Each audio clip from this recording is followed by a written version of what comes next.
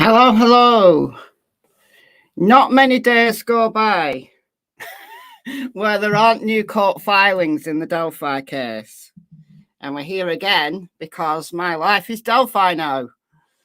All right, so I'm going to catch up with the court filings. There's a new one from Bradley Rosie that we need to talk about. It's not a long one, but it's in response to this on your screen, which came out yesterday. So that's what we're going to talk about. And I'm briefly going to talk about the Court TV interview with William Labrato, which I've watched about 20,000 times by now. But there's a little part of that show with Vinnie Politan that I want to just pick up on and talk about at the end. So that's what we're going to do. But let's give people a couple of minutes to come in, say a few hellos. Hello, Glitter Witch, Holly. Do I know what the red things are that Abby and Libby are holding? No, to be honest, it's never even occurred to me to try to work out what they are. But if anybody does know what they're holding, then pop it in the chat. I don't know. Coventina, hello. Angie baby. Good evening, good evening. Jessa. Helen, Plant Lady. Gunter's Villa Girl. CW, Jazz King, Karen, Stephen, Shazza. Faint Ocean, I think it is. Mommy of Hamsters. Betsy's Barn, Dina, Rhonda, LZTV, Diane, Sweet Peas, Susan, Jennifer, KO, Mild Man's Mom, Deborah, Panda, Anne-Marie, Dawn, Golden, Kayla, Corona Knitting Denmark, Samantha, Texas, Digital, Sweet Jules, Little King, Sylvia, and A Wolf. Hey, I got right to the bottom this time. Woohoo. All right. Without further ado. So this came out yesterday. I put it on my community tab earlier. But this is from Francis Gull, the most dishonourable, saying that she orders them to go to Allen's Superior Court. So she wants them at her courthouse. Even though it's a Carroll County case, she wants them at her courthouse for a hearing. This is like Groundhog Day. But at least she's told them why this time. So, because the state filed a motion for contemptuous conduct against Bradley Rosie and Andrew Baldwin, which we went through on the last live stream, she's setting a hearing for February the 12th at 9 a.m. in the Allen Superior Court. And she's getting Richard Allen to go there. Anybody notice anything a little bit strange about that? Because not only had Nicholas McClelland, Slicky Nicky himself, put in a motion, but the defence had as well. What was that? Oh, I can't remember what that was about now. It was something a little bit important. Oh, yeah. It was to disqualify the judge. She seems to have skipped that one. So it went in on the same day, if I remember rightly, as the contemptuous conduct motion. But before it, and she's just skipped it. She's just ignored it. She's ignored it. Now, it's my understanding that the judge can't give justice or do anything on the case that is substantive while there is a motion to disqualify her on the docket. That has to be dealt with first before any other substantive thing gets done. Now, that's my understanding, right? So, I don't know, you guys. She just makes her own rules up. I know, Anne-Marie. Yeah, so over it. I know.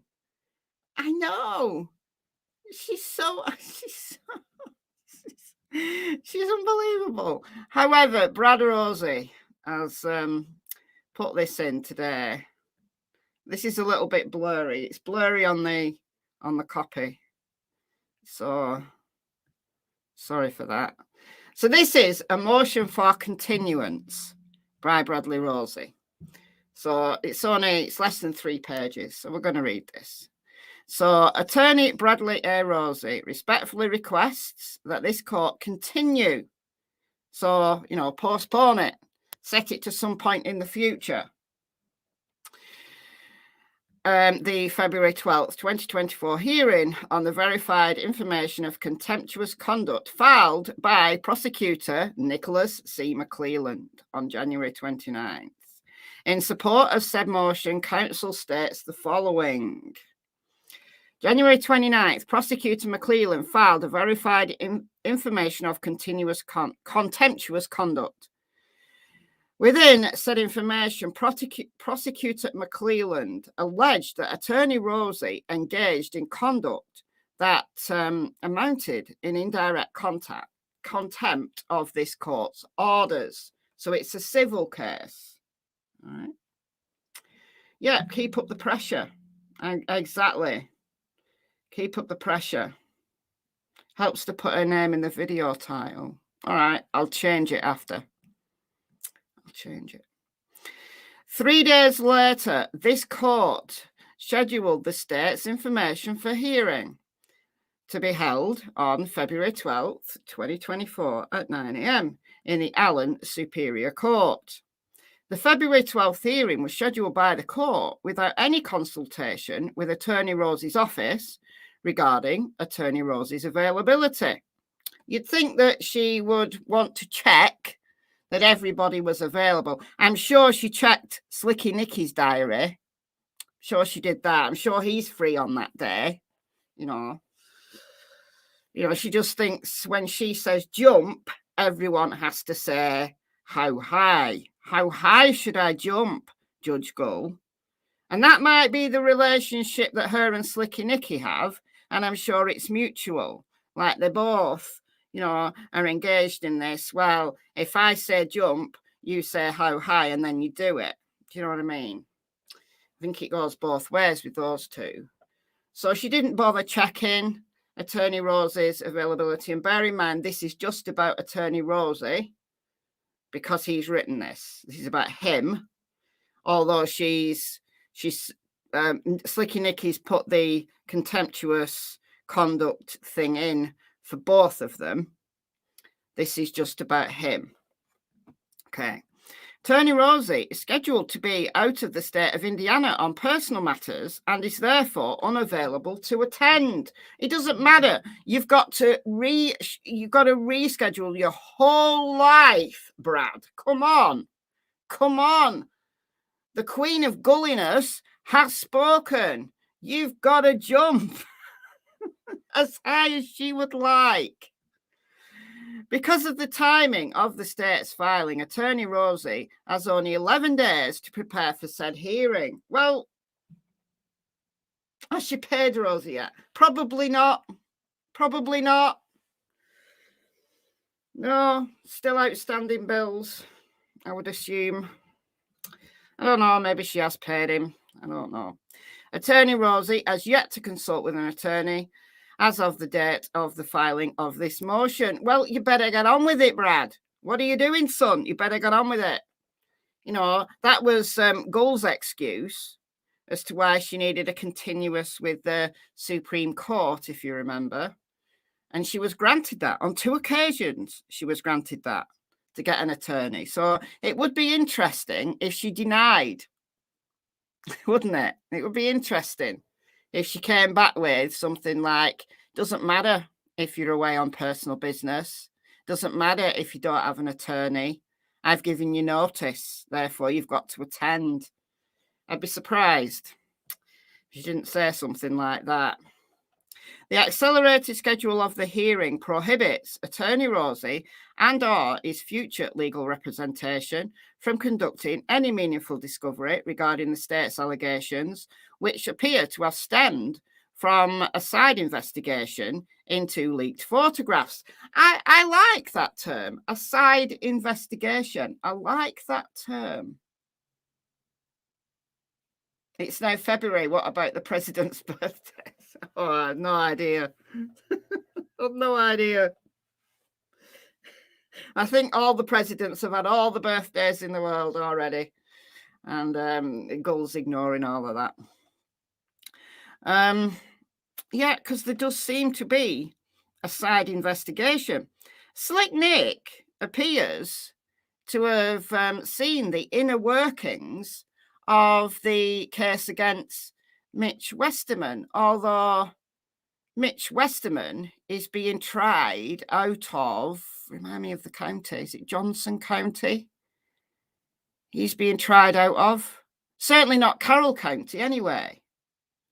So how does the Carroll County prosecutor know about the screenshots of messages that Mitch Westerman stored in his iCloud between him and Andrew Baldwin? I find it weird that anybody would take screenshots of messages between him and anybody and store them in his iCloud, unless they were for some kind of future use.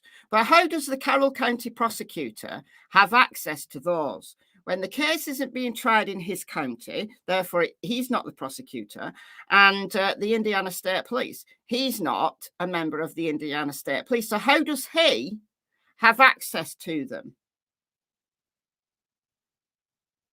Yeah, exactly. That's exactly what they're doing. They're fishing in Baldwin's pond. They are, absolutely. But I say again, how does Slick Nick have access to that particular pond? It shouldn't be a pond he has access to. It's not his investigation. So the county, wherever that's being tried, and the Indiana State Police shouldn't be sharing any information with him. It's a different case. But anyway, Brad says it stemmed from a side investigation into leaked photographs, none of which are relevant to Brad Rosie, because those leaked photographs come from Andrew Baldwin's office. Unbeknownst to him, as we all know, Mitch Westerman snuck in 2 months previous in August, during the time of the depositions, that maybe shocked Slicky Nicky to the core.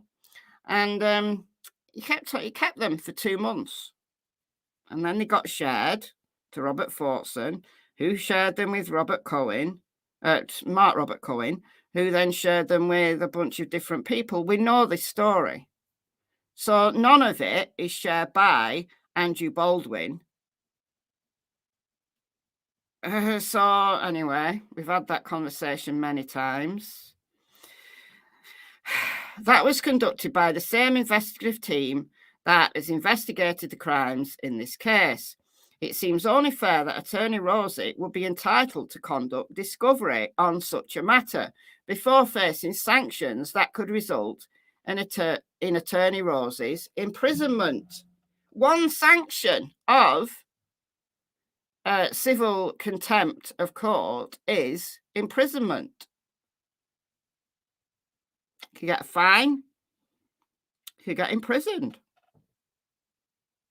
So you would think that Brad Rosie, because Slick Nick's bringing this case to the judge here with the discovery, and none of which has been shared with Rosie and Baldwin.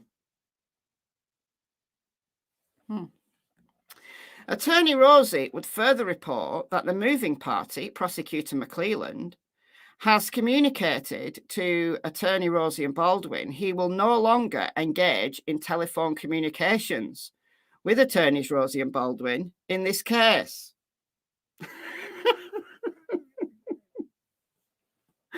Oh dear.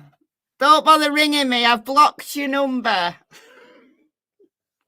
I can't with this guy. Prosecutor McClelland has limited all communications through email correspondence. Therefore, the flow of information between the state and attorneys Rosie and Baldwin is limited.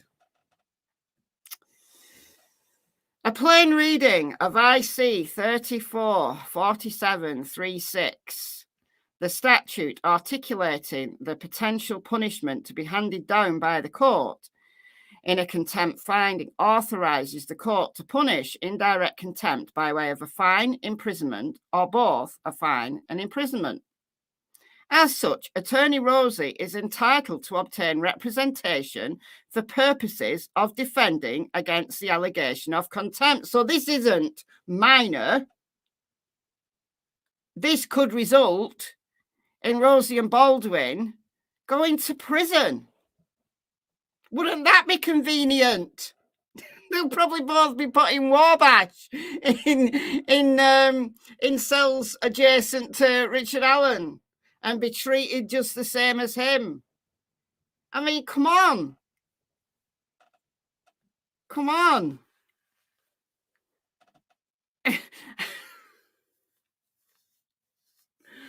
Oh, I can't. Okay, so he's reading this from Indiana's thing from 1994. An indirect contempt, which is at issue here, requires an array of due process protections, including notice and the opportunity to be heard. Surely these protections would amount to more than 11 days of advance notice. You would think. However, this is Judge Gull we're talking about, who's prepared to disqualify these same two guys with no notice, with no hearing, where Slicky Nicky turns up on the 19th of October with the state police and a bunch of witnesses, knowing full well this is a disqualification hearing in front of the world because it's the only hearing that she's ever let cameras in. And they turn up like lambs to the slaughter, saying, what's all this about? So she's gone one better than that, at least. 11 days notice of a hearing. It's gone one better than that. However, it's this side investigation that is concerning me. That Slicky Nicky has got access to Mitch Westerman's discovery. How has he got access to Mitch Westerman's discovery? He's not involved in that case. It's a different case than this. He's not prosecuting that case. How has he got hold of the discovery? Could it be a leak? Oh, someone leaked it to him, maybe? I don't know. What's good for the goose is good for the gander. So whatever McClelland has been given access to, then they need to also give access to the defendants in this case, which are Rosie and Baldwin. So now Gull says the defense team contempt. It's Nicholas McClelland, the prosecutor, who says that they were in contempt.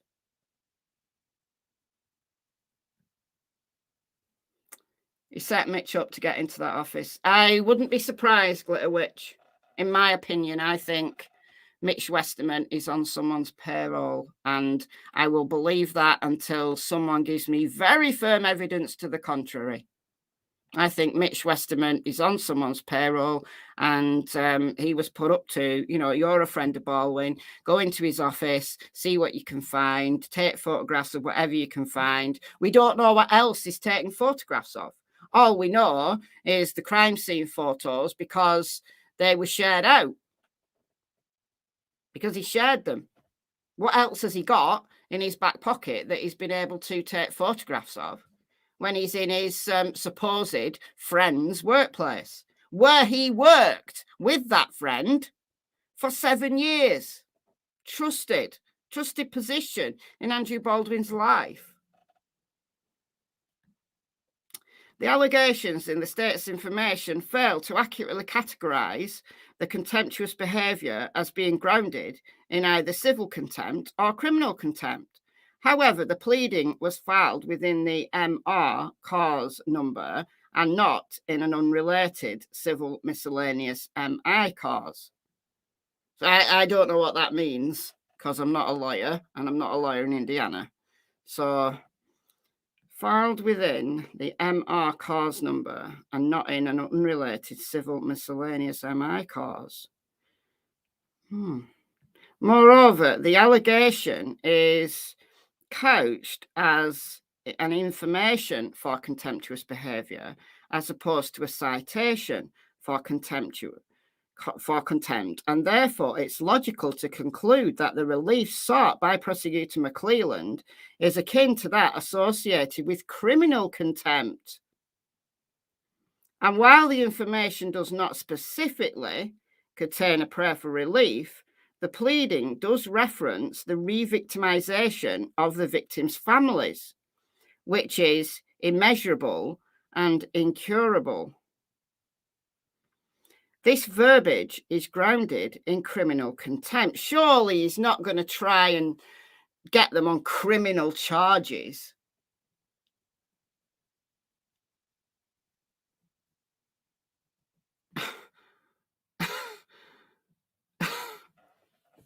Therefore, Attorney Rosie is entitled to the appointment of a special judge.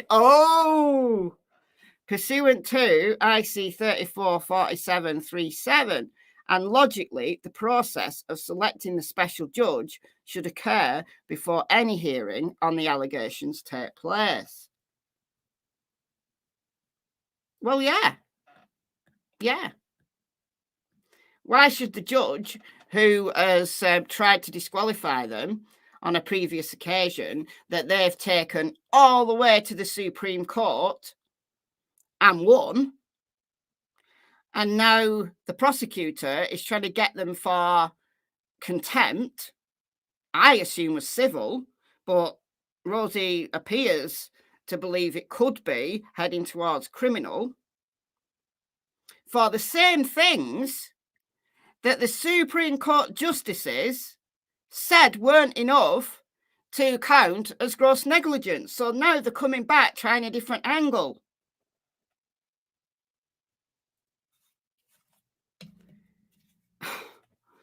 Unbelievable. Attorney Rosie would also note that on January 28, 2024, defendant Richard Allen, by and through his attorneys, Rosie and Baldwin, filed a verified motion to disqualify Judge Francis C. Gull. Well, I was wondering when he'd mentioned that. It is well settled when an affidavit for change of judge is filed in a proper case, based on the bias and prejudice of the judge, the court has no discretion in this matter. Moreover, in Ballard, the court cited the defendant for contempt for failure to comply with an order issued by the court prior to the filing of the request for a change of judge. This factual scenario is nearly identical to the one that exists in this case. I thought I wasn't dreaming that you can't put a motion in to disqualify the judge. Remember, they've done this previously as well. Rosie filed to disqualify Judge Gull, I believe it was October 28th, and she just removed that from the system because she said Rosie and Baldwin weren't attorneys then. All right, okay. So they've refiled with a very detailed affidavit to say why, and she's just ignored it. Do I think the Supreme Court is keeping an eye on this? Maybe. Or maybe not. I think maybe I think it's more likely, actually, the Supreme Court have just kind of reset. They've reset the attorneys to where they should have been, because they should never have been disqualified. And then they're going to let everything else play out. That's the way I see it. Because they weren't opposed to Gull doing a hearing for disqualification, because they kept saying, they kept mentioning a hearing for disqualification, you know, like saying something, like paraphrasing very much here, by saying, you know, she should have given them a hearing. They should have gone through a hearing. So, but at the same time, they were saying, certainly the Chief Justice, Loretta Roche, was saying that, you know, issuing a press release before a gag order, those kind of things don't account to gross negligence. And another one of the justices, and I can't remember who, I can picture him, I can't remember his name, said that, yeah, this may be insubordination, but he can't see it as gross negligence. So Attorney Rosie's back on the case. Andrew Baldwin's back on the case. So now it's down to the judge as to how she's going to play this. So I don't know. I don't know whether they are keeping an eye on it. Well, I don't think they probably are, honestly. I don't know.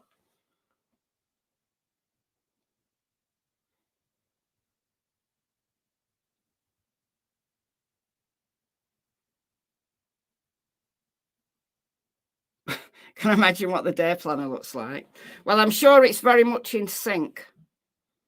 I'm sure they chat with each other. I think they know what each other's movements are. Okay. So in this case, this Ballard case, and that's, oh God, that's 1947 though. So this must be very settled. If you have to go to 1947 to find the issue, the court cited the defendant for contempt for failure to comply with an order issued by the court prior to the filing of a request for change of judge. This factual scenario is nearly identical to the one that exists in this case. Attorney Rosie asserts, at the present time, this court has no authority to conduct a contempt proceeding of any nature. Attorney Rosie would further note that there remains pending. Oh, surprise, surprise, that this thing's pending. Have you been paid yet, Brad? Asking as a concerned citizen of the United Kingdom. Okay, the issuance of a full and final opinion stemming from the Indiana Supreme Court's published order, January 18th.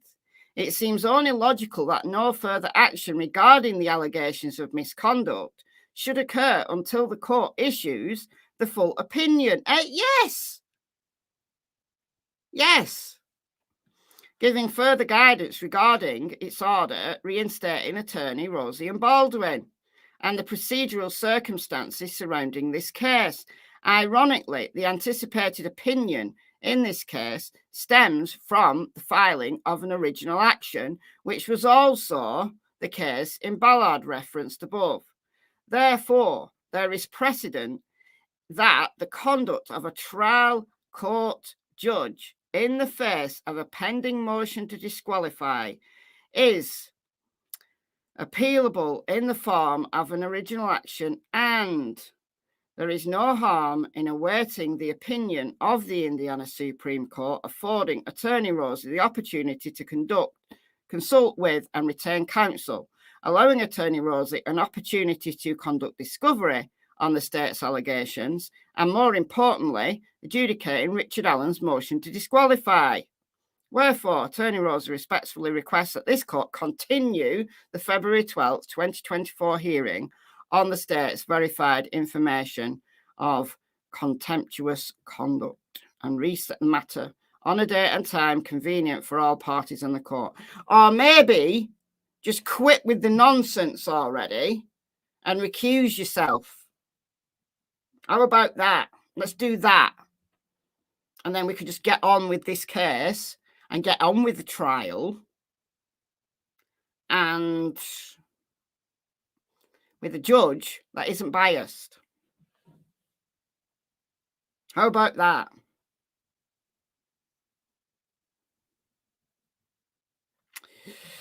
How about that?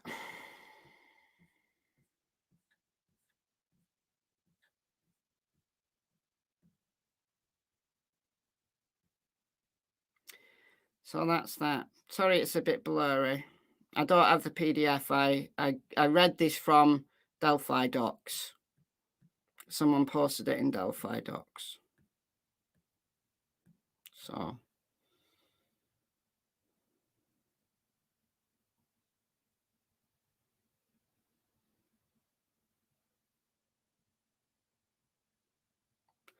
There's another new motion filed. Oh, no.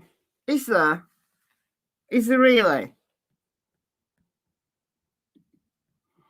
It's almost like you don't want to go back to the computer. I nearly didn't. I nearly didn't go back to the computer. I was watching a Netflix documentary.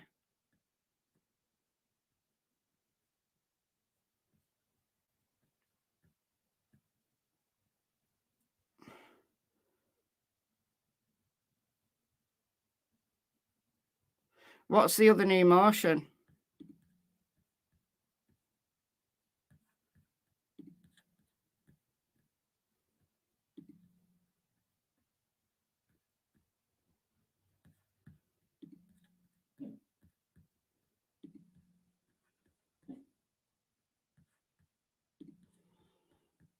Hold on.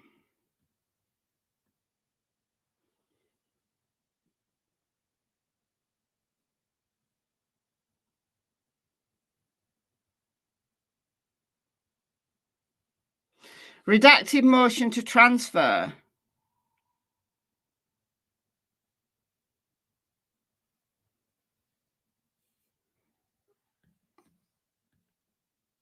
So redact.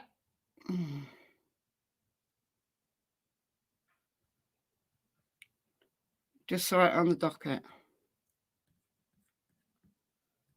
Oh, God. Who by? Who's it been filed by?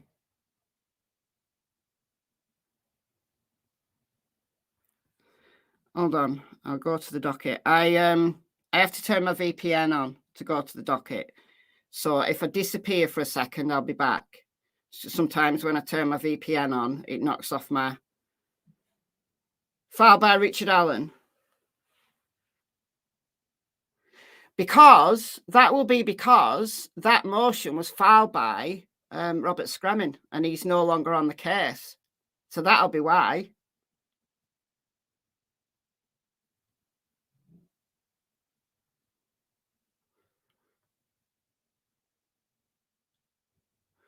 So I wonder whether attorneys Rosie and Baldwin are going to file a new one. Because they can't reply to it. Like Slicky Nicky has responded to that motion for transfer. But it was written by Robert Scremin. So he's off the case. So he can't reply because he's not on the case anymore. But neither can Rosie and Baldwin reply because they're not the people who wrote it. So that's a bit of a catch-22. So I would imagine if they want to file a new motion for transfer, they'll do it in their own right. Because Nikki replying to that, I said this in the live when I went through it, that it's no longer relevant. Because it's Robert Scremin and William Labrato's experience of meeting Richard Allen at Wabash. It confirmed what Rosie and Baldwin had been saying about Westville, but only them have met Richard Allen at Wabash.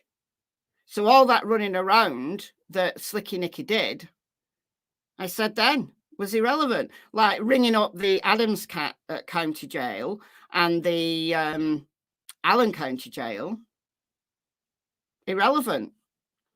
That was relevant for, or convenient for Scremin and Labrato because they work out of Allen County. So either Allen County or Adams County. Now, Allen County said that they could possibly house him. But that won't be helpful to Rosie and Baldwin. Rosie arranged for Cass County to have him because it's near his office. So I would imagine that they'll redact that so that they can put their own in. So Slicky Nicky is then going to have to do a new investigation. Oh dear. That's what I'm imagining. That's without seeing the documentation. That's just...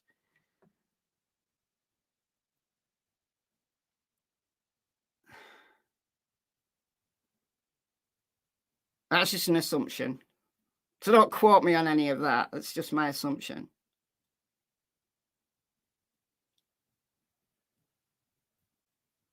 Why do they want Rosie and Baldwin removed? Well, Nick is scared of them. In my opinion, it feels like Nick is terrified. He's terrified of going to trial. So getting them disqualified and then putting Scremin and Labrato in, well, Labrato is an associate of Judge Gull. So they probably just assumed that putting two Allen County public defenders in, that they'd just chug along nicely and, you know, be defense in name, but not try too hard or, you know, put up any kind of defense of any kind. And then Slicky Nicky could win all in all glory, and Richard Allen could be convicted, and that's it. Prosecutor McClellan blasks in the glory of taking down the Delphi killer. However, they saw it as it was. They saw it as it was. They saw the discovery. Labrato said that he didn't read it. He hadn't got through the whole lot. He was only attorney for 79 days. In the Court TV thing, which I'm conveniently got ready because I want to play a little section from it. But in this Court TV thing, you know, he said that he hasn't read the whole discovery. However, what he has seen is scary.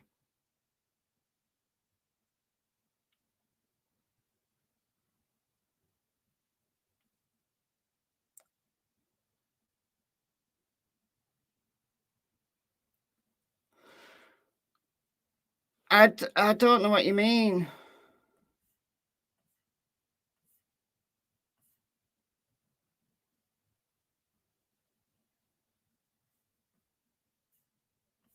Hold on, I need to read up a bit.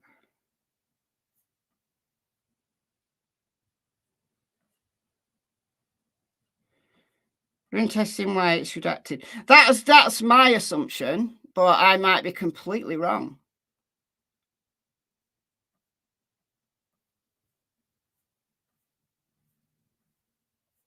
Without seeing the document.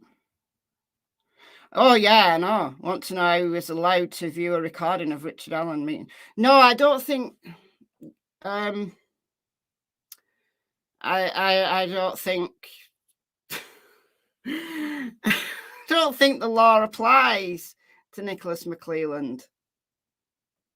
Like, apparently, they just saw them, like they were motion sensors or something, so they just saw them going in and out of the kitchen.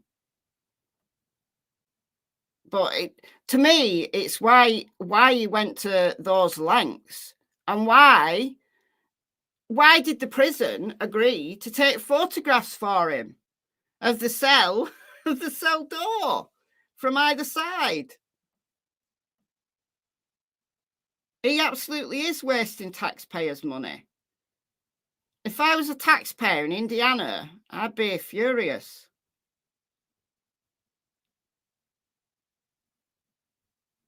Yeah, must have this case sewn up pretty tight if he has time for this rubbish. Yeah, you would think if his case was so good, he would quit playing these silly games and he would just want to get to trial as quickly as possible so he could win and bask in the glory.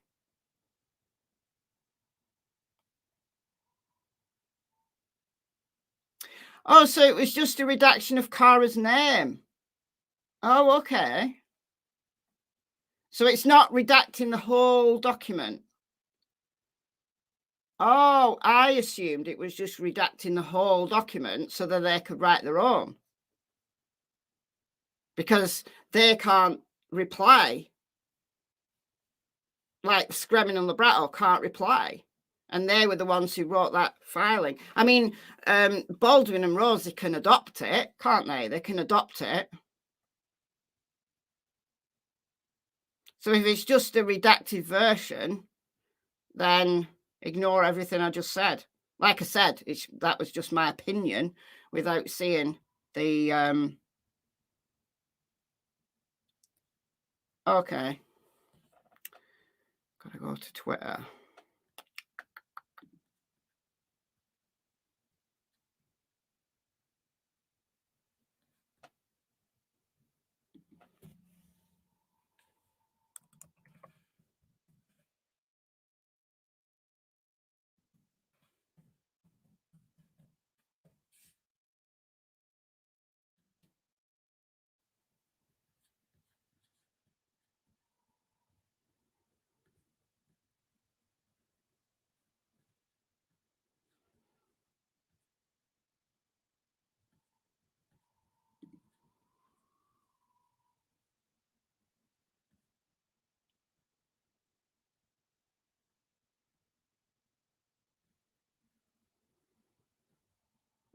Okay, so this is Sleuthy Goosey on Twitter.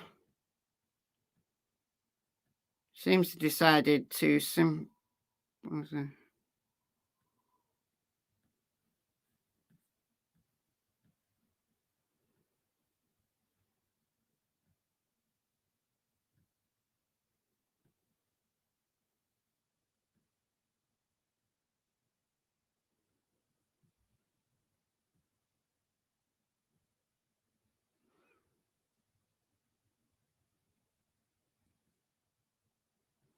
So non-party confidential personal information and photos redacted by Robert Scremin.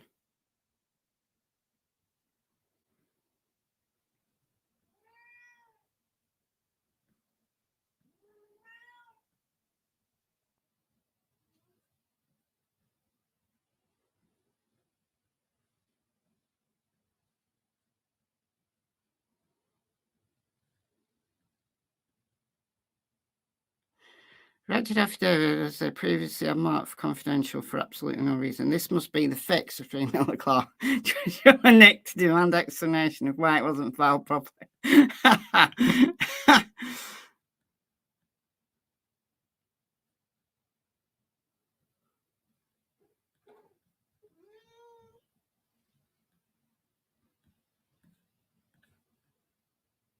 So that's the investigator who accompanied Scremin to Wabash, who submitted her own affidavit.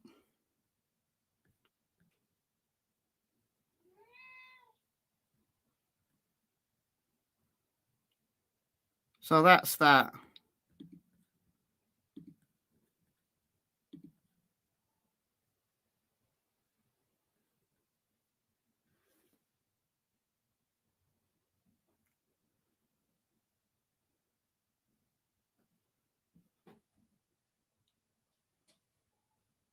All of Indiana's jury pool is now tainted.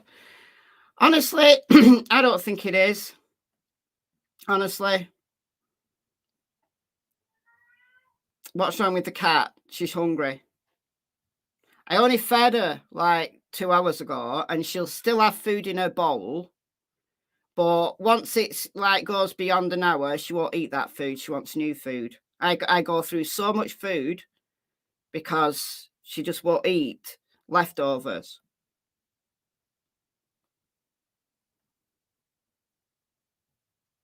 That's what's wrong with the cat.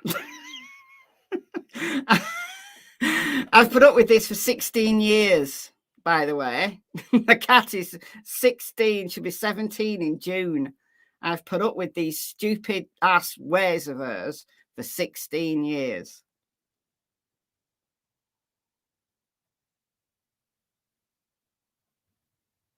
Yeah, regarding the jury pool, there will be no problem finding 12 jurors who don't know about this case.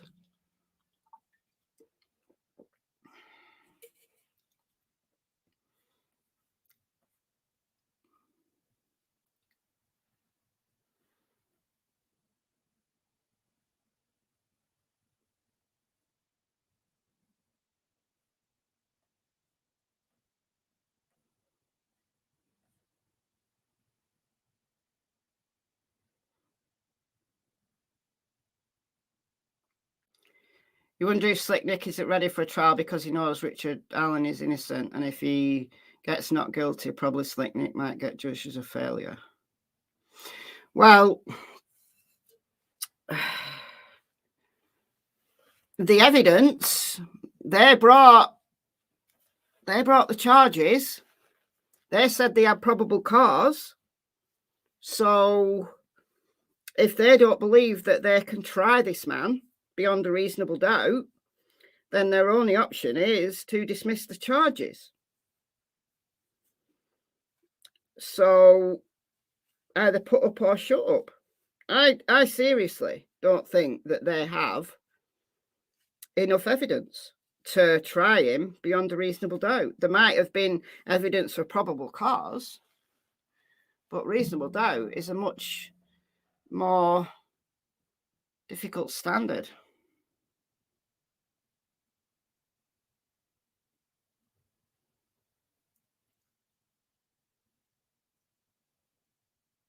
What would a special judge be? Well, a different judge. Like Judge Gull's already a special judge because she's not a Carroll County judge. So what Rosie wants is basically a different judge to try the contempt case.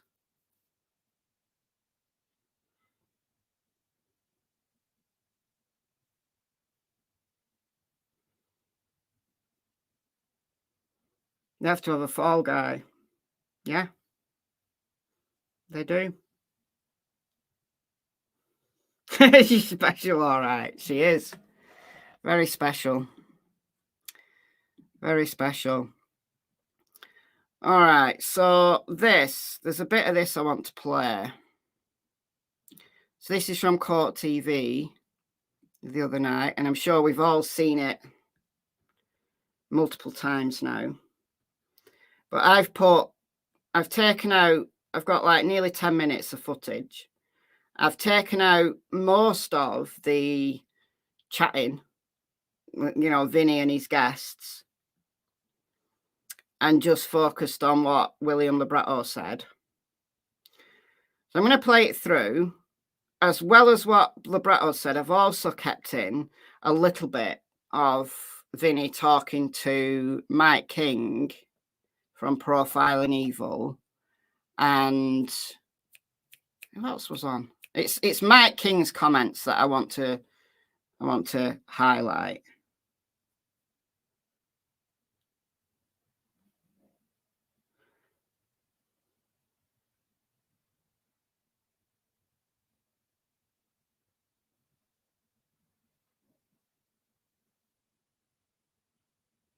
Yeah, it was signed by Screaming.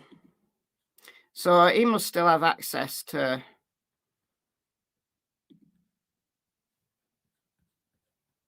Oh, he will. He will still have access because the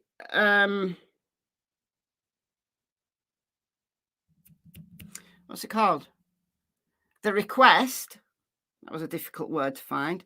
The request for their removal, for them to be removed, was issued, but it hasn't been responded to, has it?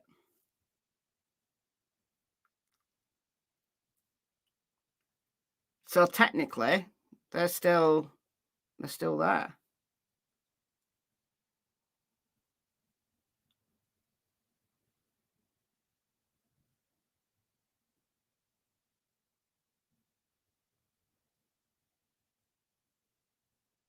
How is he even talking about anything? Can't see that for the heart thing. Hold on, look at it on.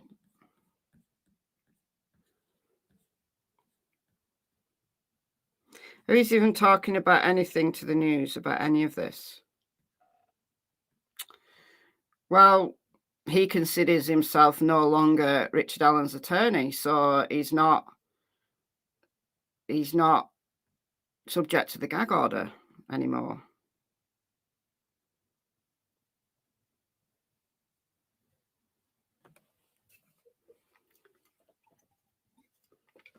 Makes you wonder how many innocent people are in prison, yeah?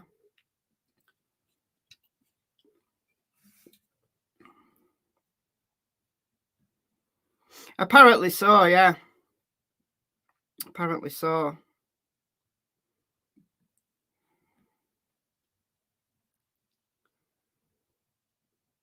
Well, it's a friend, so... But he also did say she was a great judge.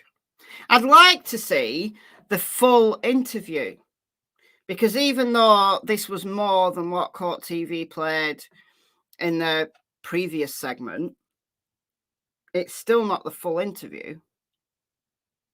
They always do this, like news channels. They don't just put out the full interview.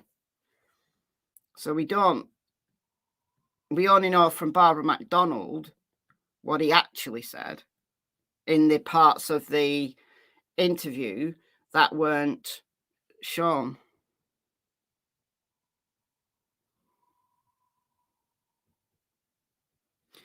Who's the overall puppeteer? I have no idea.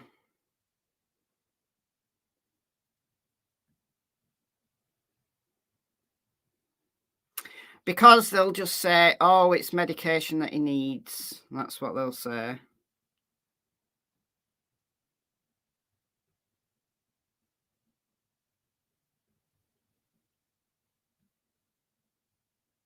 What's that? Indiana's new 25 feet encroachment law. So if you're seeing law enforcement breaking the law, you have to stand 25 feet back from the crime. Well, film it on your phone and zoom right in. So you can stand 25 feet back and get a really good shot on a video. Do that.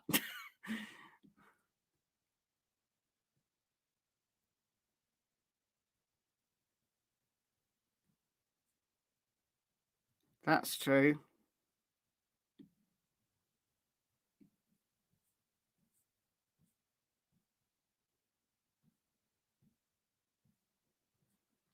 It's completely insane. All the news channels do it. Like, they do an interview and then they air it, and you know full well that there's more, and you never see it.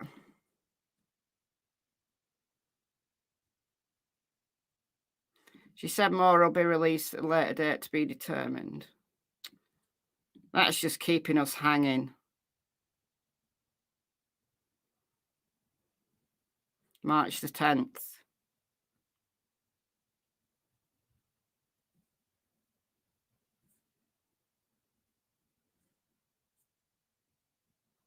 Who was?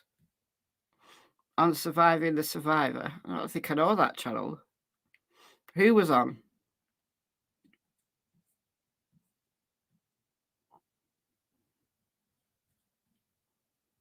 No more leaks for Barbara. No, she'll have to re-ingratiate herself.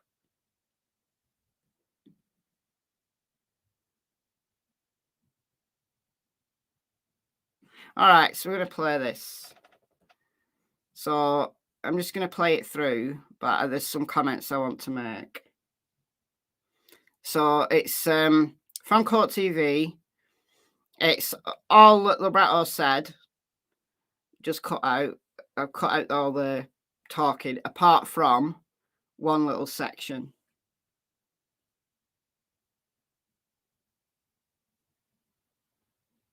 Really, Fluffy Bunny? Gull recused herself from Baldwin's other murder trial that was due to take place on 12th of Feb. No, I didn't hear that.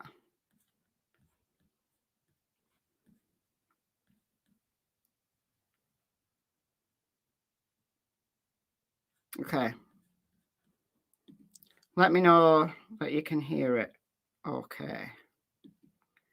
You should be able to. Oh, and I've also added in some of my own screenshots and stuff as well. Dulce, thank you so much for gifting 5 memberships. Thank you, thank you. Who's got them? Sweet Dude Shibby, Nursykins, Stim Convo, Dixie, and Yaya. Thank you, thank you. So you guys, you get a month's free Michelle After Dark memberships, courtesy of Dulce.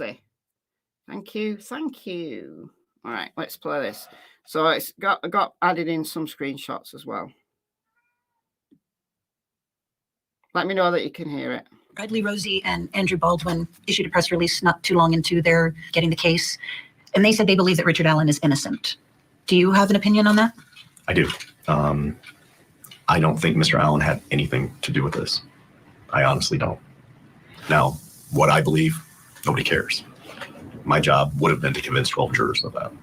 You're a defense attorney, so that's your job to sort of say your client is innocent. Is that something you say about all your clients? No, and rarely do I believe it. But in this particular case, I believe it 100%. And what convinced you?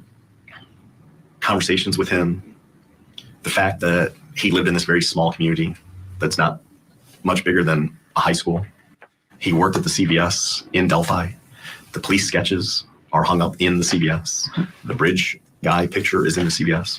And in 5.5 years, no one comes into that store and says that kind of looks like you.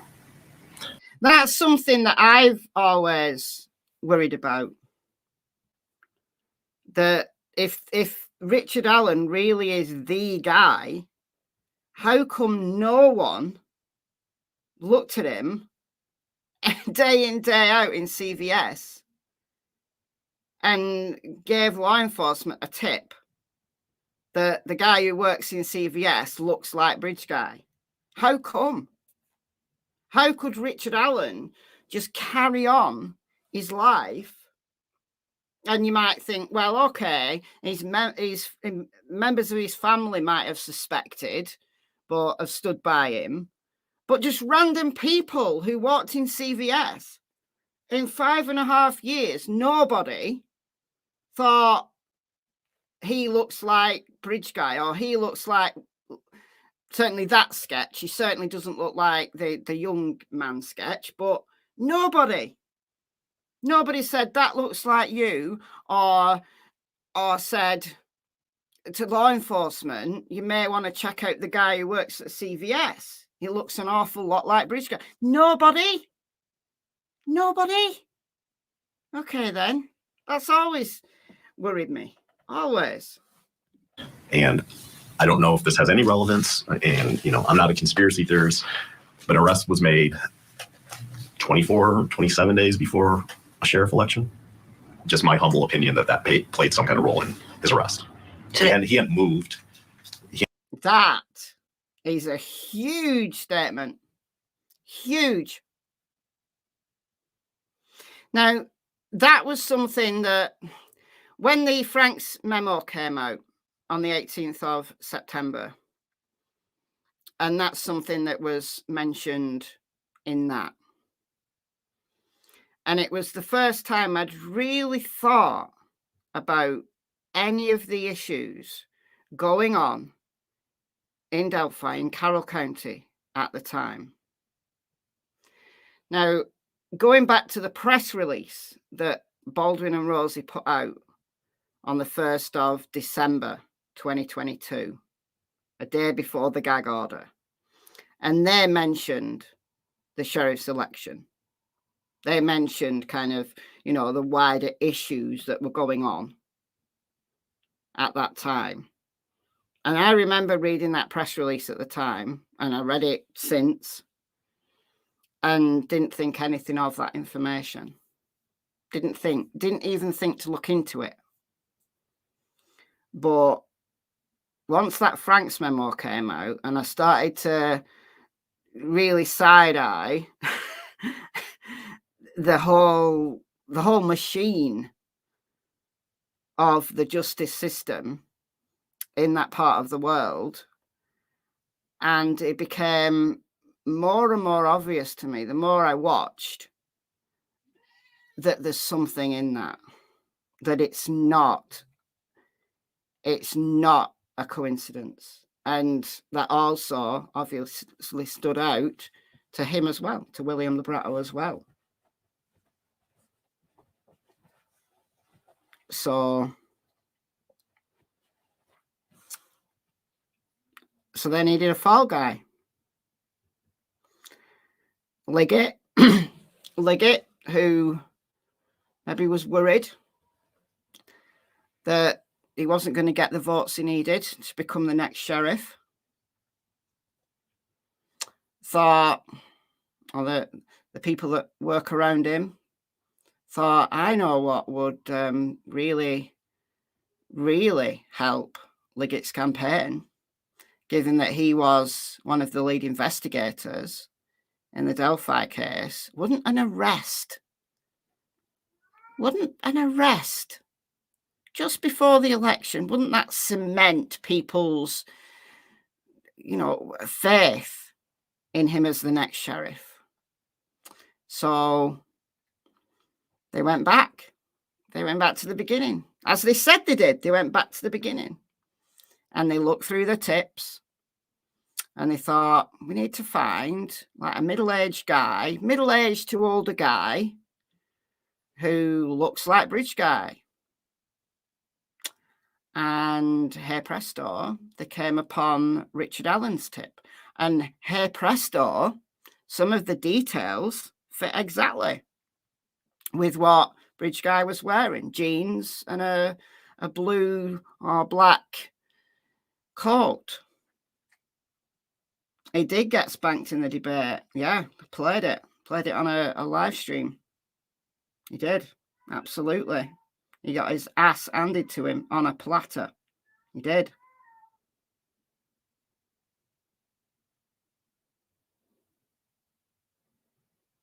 So, clowns with crowns. You're confusing two witnesses there. Neither witness saw Richard Allen. The witness that was 50 feet from someone on the bridge, that was Betsy Blair. She said he looked between 20 and 30. But the person who said he had a brown jacket on, or a tan jacket, was the other witness, Sarah Carbo, who the probable cause affidavit said is Richard Allen on County Road North. She said at 3:57, she said her guy was wearing a tan jacket, but they changed it in the probable cause affidavit to a blue jacket that was muddy and bloody, rather than just muddy.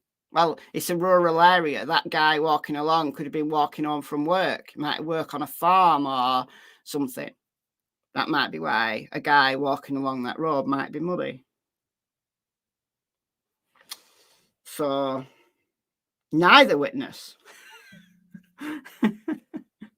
neither Sarah Carbo nor Betsy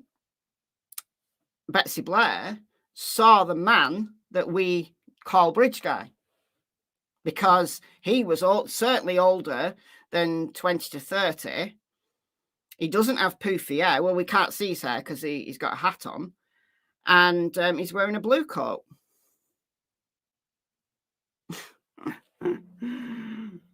He had changed his story. No facts or evidence have changed, to my knowledge, that brought law enforcement back to him 5.5 years later. He has no criminal record. They raided his house, took all of his social media. There's no ties to this Odinist cult whatsoever. He didn't even know that there was Odinist in Delphi. He had never heard of it. Just a lot of things don't make sense. Bradley Rosie and Andrew Baldwin also said that that there's no electronic evidence linking him to the crime scene or the girls, and that there's no DNA of his at the scene. Is that accurate? Yes, as far as I can tell, yes. So it said in the Franks memo that there was no DNA, nothing linked him to that crime scene. No DNA, no fingerprints, no hairs, no fibers linked to Richard Allen to that crime scene. Although we know they do have hairs and fibers. We know that from the Ron Logan search warrant that Murder Sheet somehow got their fingers on. We know that there's hairs and fibers, possibly animal hairs. So who do they belong to? And if there's no DNA, well, how did Richard Allen get home? First, how did he commit a double homicide without leaving any trace of himself behind at all? And how did he get home when the crime scene clearly, the offender clearly would have got blood on them? How did he get home without leaving any trace of himself? And people say, well, look at all the evidence that they brought out of Richard Allen's house. Well, okay, we know from the search warrant information what they took out of his house, but it would only be if there was evidence of the victims in that house, that anything that they took would be relevant. So the clothes that they took, was there evidence of Abby and Libby on those clothes? Was there evidence of a blood spatter that had been, washed off? There still might be some kind of, remnants there. Even if it's not a full DNA profile, it might be indicative of. They might be able to tell that it's female DNA, but not somebody from his house. So is there anything? Is there anything? What about in his car? Because he still kept that same car. What about in his car? Surely in his car, there will be some kind of evidence. No. Not that we know of. Certainly not that the defense are going to talk about. There's nothing that links him to that crime scene.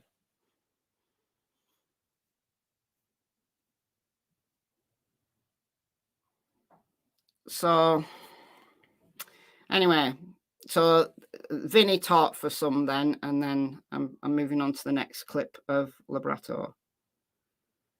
Still believe Liggett's an Odinist. And this Odinist angle, Scremin and Labrato, well, certainly Labrato, in this interview, he wholeheartedly believes not only in Richard Allen's innocence, but in the theory that Bradley Rosie and Andrew Baldwin have developed from the discovery.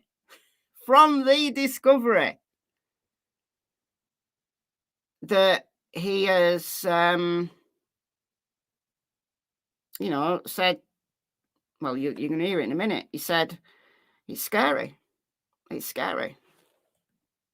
I honestly thought, I was like, no disrespect to Mr. Baldwin and Mr. Rosie, because they're excellent lawyers.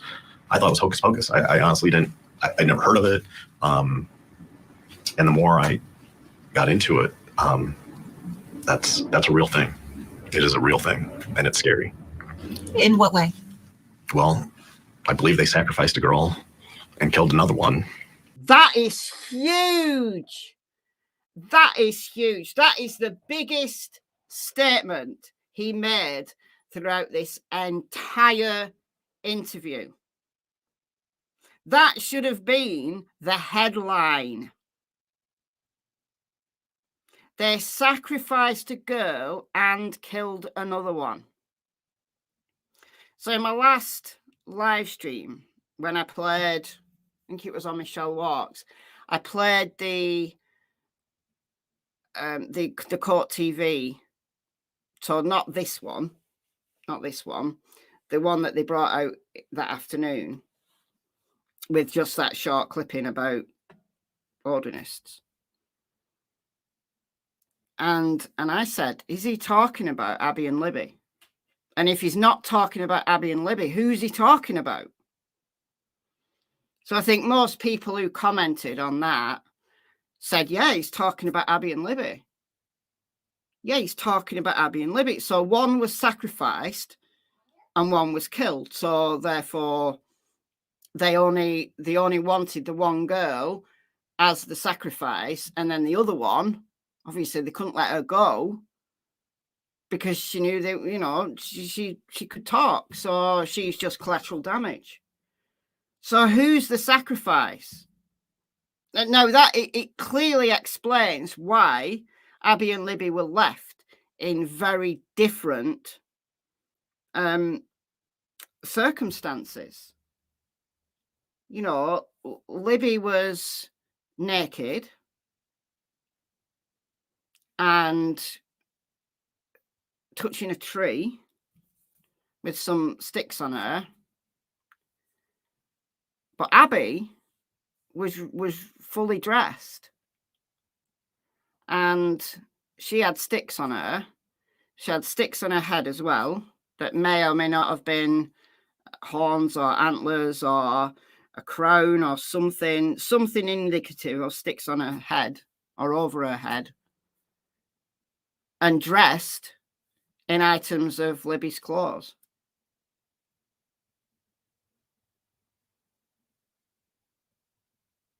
So Libby's blood was found on Abby's hands. Where have you heard that from, C-Star?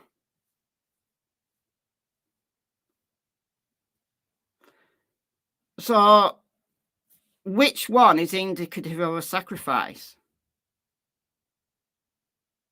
Like, I don't know.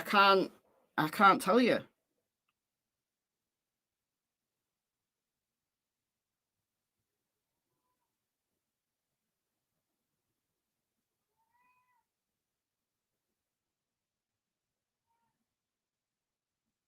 No, they redressed Abby, Callie. They redressed Abby.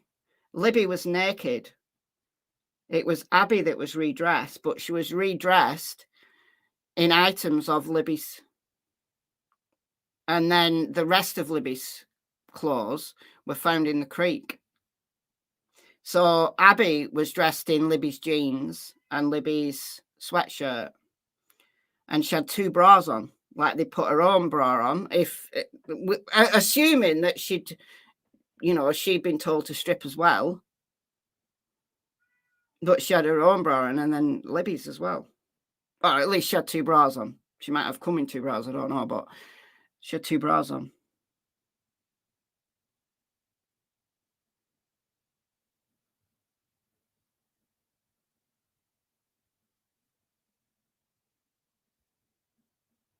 Thought it was Libby, but they said it was because the moon was saying off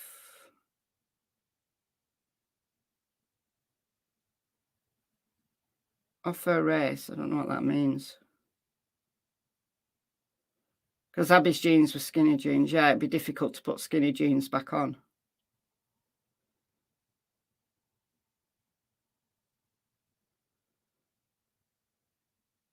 No, she was wearing jeans. Libby was wearing jeans.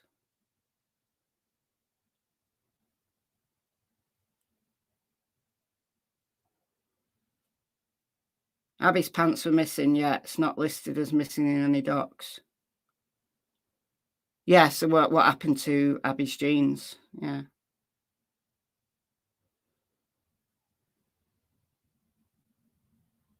Oh, yeah. So somebody was dating out of the race.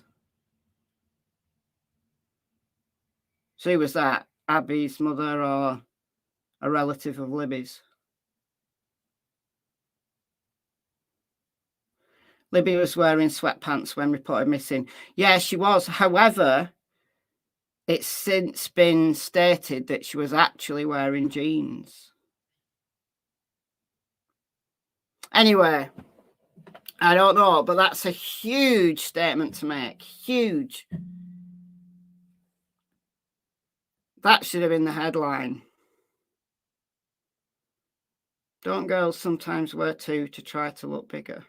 No idea. I don't know. Okay.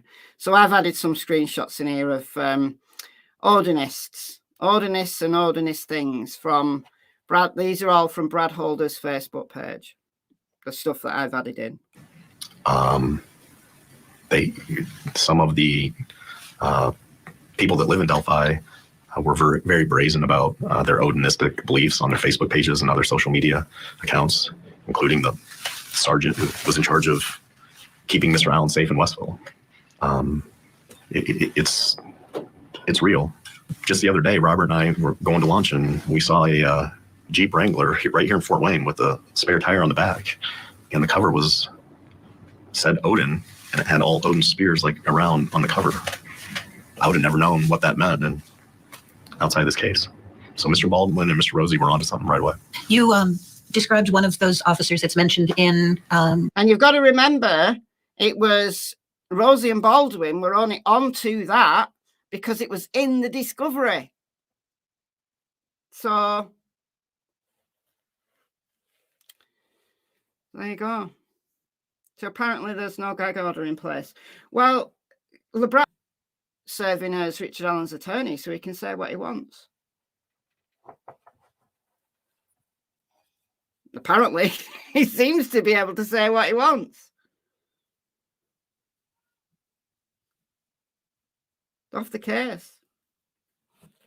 One of Rosie and Baldwin's filings, Sergeant Jones, who was wearing patches that said "In Odin We Trust" on his Department of Corrections uniform. Yep. The judge ordered the warden to make them stop. And then what did you notice? That Mr. Jones had it tattooed under his right eye. From the best we can tell, it looks a lot like Odin's spear. It does indeed. So memorize that. Can I get back?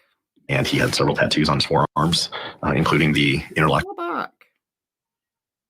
And he had, the best we can tell, it looks a lot. Oh, annoying. It absolutely is that, isn't it?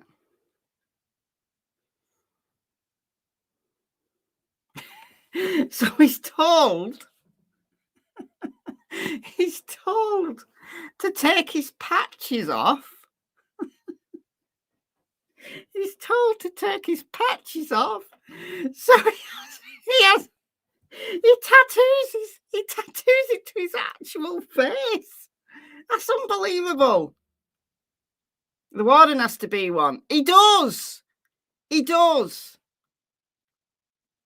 Listen, right, years and years and years ago, I'm going back 20 years, right? Where I worked at university, and we had no dress code. As long as you were like, reasonably smart, you weren't wearing something really stupid. Like if you came to work in a clown costume, I don't know how they would have taken that. So it was summertime and I was wearing this T-shirt and it said, "For fuck's sake, ban hunting." Because it was at the time when there was campaigns to ban fox hunting, right, in the UK. Not been banned at that time. It now has been banned. However, they still continue to kill foxes. However, I digress. Now, I had this t-shirt on for fox's sake, ban hunting. There was a caveat in the staff handbook about political slogans on dress, like on clothes. So you couldn't have something that was openly political on your clothes. Although there was no kind of dress code in itself. So one of the people who worked with us, he was a technician, and he was like this rampant Tory. He was a farmer, and he supported the fox hunting kind of thing. Right? He was pro fox hunting. So he went to the head of department and told on me for wearing this t-shirt called "For Fox's Sake, Ban Hunting." And the head of department came and told me that someone had complained about my t-shirt, and he said, I quite like it. He said, I have to tell you, but I quite like it. Now, he didn't tell me not to wear it again, because he was pro-ban, right?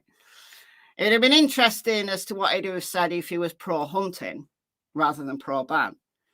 But he told me, now, look, if it had gone different and he was pro-hunting and he'd have told me not to wear that t-shirt again, right, would I have gone to the tattoo shop down the road and had tattooed on my actual face a picture of a fox with like some kind of ban hunting symbol on it?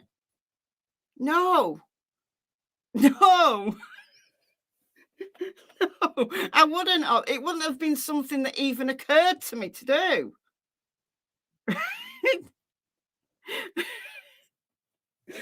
So it's exactly the same thing. Who would do that?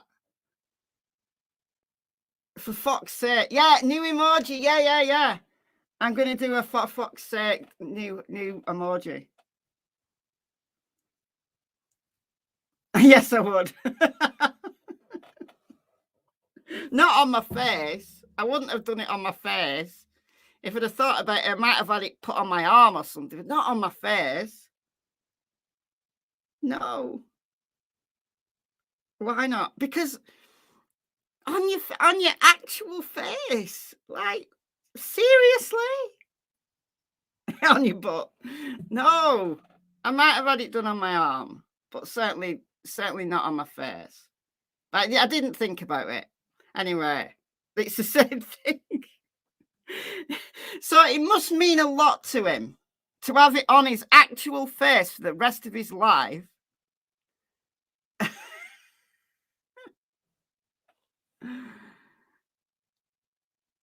Didn't I dig up a picture of Slick and Brad in Masons? Yeah, I did. Hold on. Please hold. Is it still loaded on here? Let's have a look.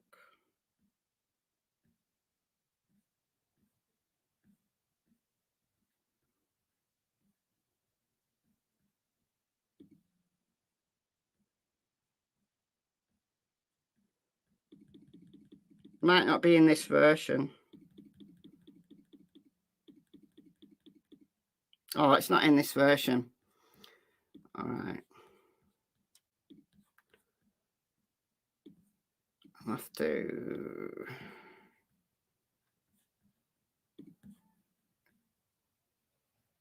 get it from PowerPoint.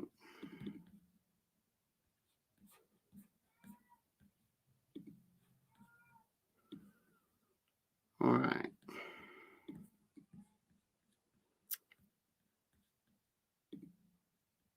I'll have to share my entire screen for this because this PowerPoint presentation is too big to load onto StreamYard. So there we are. There's Slicky Nicky from 2000 and I don't know whether that's a 16 or 18, but November 29th. So congratulations to brother Nick McClelland a member of Mount Zion Lodge, Camden, for receiving his Master Mason degree this evening in Tipton Lodge, Logansport. Guess where Brad Holder does his masoning? Guess where he does his masoning? Tipton Lodge. How do I know that? Because here he is with his son. Tipton Lodge. 2017. A month after the murders. Congratulations to Levi Holder receiving the sublime degree of Master Mason, son of senior steward Brad Holder.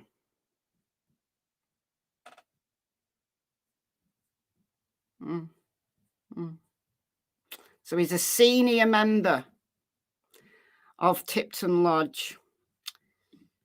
Where did Slick Nick get his Mason degree from? Oh, Tipton Lodge. There you go. So there's that. There's that. Not wearing an apron, Nick. But yeah, there he is.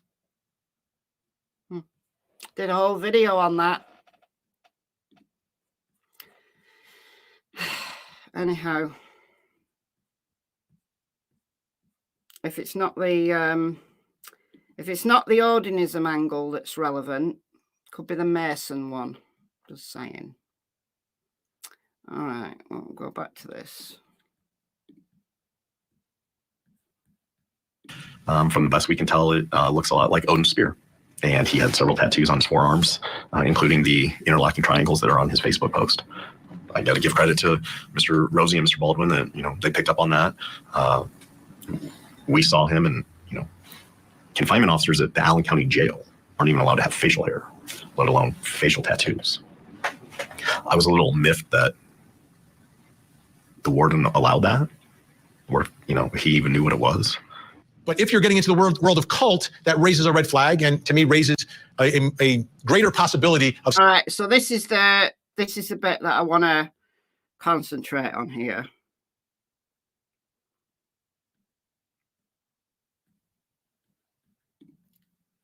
There are Odinists in the Masons, yeah. Odinists everywhere. Oh. Odinists in the Mason, yes. That's the connection, yeah. Made a video about it ages ago. Didn't get that many views, honestly. But it was one of the most important videos I did, I think. When did Nick become a Freemason? It's either 2016 or 2018.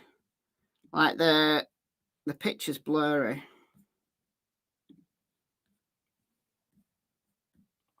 November 29th, 2000 I think it says 2018. But it is a bit blurry. Could be 2016. That was when he got his Master Mason degree. So there's different levels. So you have to be doing some masoning, like, for a bit before you become a Master Mason.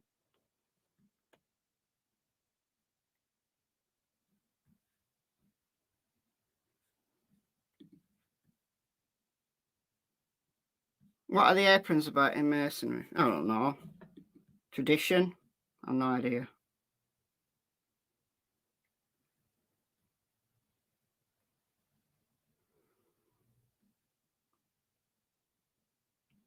What degree is? I don't know.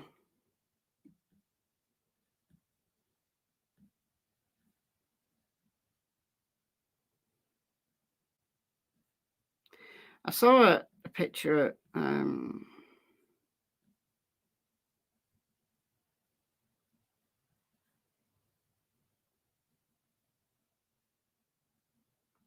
Master Mason is only 3rd degree. Not a 33rd degree then.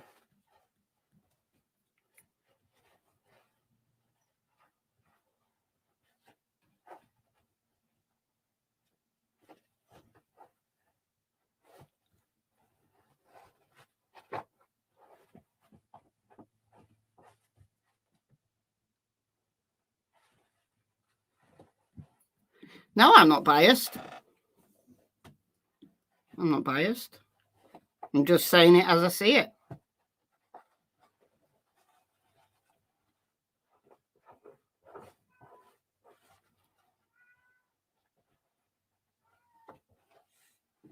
Yeah, I do.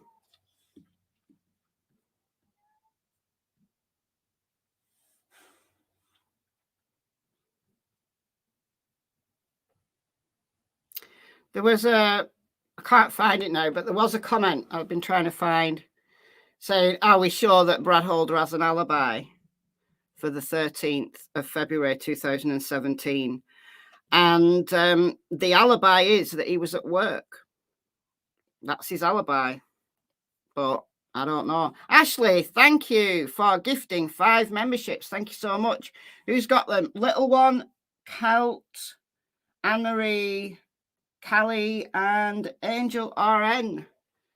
Welcome. Welcome, you 5. You get a month's memberships courtesy of Ashley. Thank you so much, Ashley. Very kind of you. Okay, so this is a discussion between, it's Mike King's comments that I want to focus on. So the other guy is Chris Todd, who wrote a book.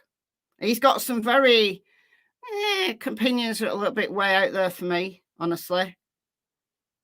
He thinks Richard Allen's involved. Mike King clearly thinks Richard Allen did it. And then you've got Barbara MacDonald. Anne-Marie gifted 1 membership. Who got that? Cami. Welcome, welcome. Thank you so much, Anne-Marie, and welcome, Cami. And Chasing Stardust. Thank you so much for the $9.99. So 1 membership there and $9.99. Thank you all. It's very kind of you.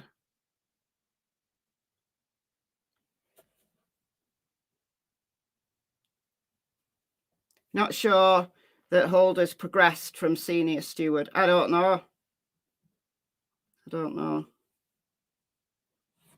All right. So we've got 2 people who are not pro Richard Allen on this panel, and then Barbara MacDonald. So I wanted to raise this because I just don't agree with what Mike King is saying here. I just don't agree with it. And I know a lot of people are fans of the channel Profiling Evil. It's not a channel that I watch regularly or even at all. I have seen it, but I think Mike King's way off the mark here in what he says. Something bizarre like a ritualistic sacrifice. But first, you got to cross the line into it being a cult. So how do you see that issue? You know, as Barbara interviewed, I thought it was so interesting that the message that came across is every Odinist is committing murders out there, which we've had guests on the show with us here, Vinny, that you brought in that are followers of this Odinist ideology, and they absolutely repel that idea and say, no, it's a very peaceful kind of a group of people. No. That is such an ill-educated comment. The people who Vinny has had on the show are pagans who worship the Norse religion. There is nothing that links these white supremacist Odinists with the fascinating and noble religion of Old Norse at all, other than them using little runic symbols and tattooing runes and things on their face and then saying that they trust Odin. They are not really worshipping the true, they're not embracing, let's say, they're not embracing the true nature of the Old Norse religion. They've chosen it in order to dress up their racism. That's my opinion. All right. So, yes, they might have done some research on runes, and they might have, you know, they might do some rituals that they think are reminiscent of the Old Norse religion. But the people that Vinnie Politan has had on his show are genuine pagans who have a genuine belief and a genuine trust in Odin. They're worlds apart. So by saying that, oh, well, all of these people are going out being like murderous bastards, is just really, really flippant and is very, in my opinion, ill-educated. Very ill-educated, in my opinion. Every cult I've ever looked at boils down to whether it is coercive in nature or not. And so when you think about mainstream religion, the openness of mainstream religion, sometimes we could argue they're closed in mainstream religion. And then you look at cults, there are cults that probably are not very harmful, like the cults of people that follow the Dallas Cowboys. What? Thank you, Carol. Thank you so much for the £2. That's very kind of you. Apparently, that's your first super chat on a live stream. I don't know why. I don't know why YouTube needs to tell me that, but it tells me that. But thank you so much, Carol. Didn't that Todd guy write a book? He did write a book. I haven't read it. It's called Forest for the Trees. I do believe he thinks Ron Logan's involved, but I haven't read the book. Right, so a cult that celebrates the Dallas Cowboys. So he's saying that football supporters, so sports supporters, are a cult. No. You're using the word cult where you should use the word supporter or fan. So cults. Let's talk about cults for a little minute. All right. Cults. They have a supreme leader or leadership. They're very closed. It's all to big up the leadership. And what they tend to do is get their supporters, their fans, away from mainstream society, block them off, take their money, and have very, very rigid rules in place. Sometimes they take a religion or like a sub-religion and they misappropriate it for their own pleasure and their own ego and their own pocket. So, for example, take Mormonism. So Mormons are Christians, like subsection of Christians, right? And then you've got the fundamental Mormons, who are incredible in the way that they've misappropriated the Mormon faith. Okay. So they take the LDS doctrine and then they twist it. You could say the same about extremist Islamists. They've taken Islam and they've misappropriated it for their own needs, for their own ends, to create terror. All right? No religion is off the books when it comes to extremists, those who want to misappropriate a religion to create terror or to create a cult that will adulterate them. That's not the word. Exalt them. Will exalt them so that they become the next thing down to God. You know, they're God on earth, so that they can have sex with whoever they want. They can take people's money and they take people away. They lead them away from their families from the outside world and keep them in like a state of submissiveness.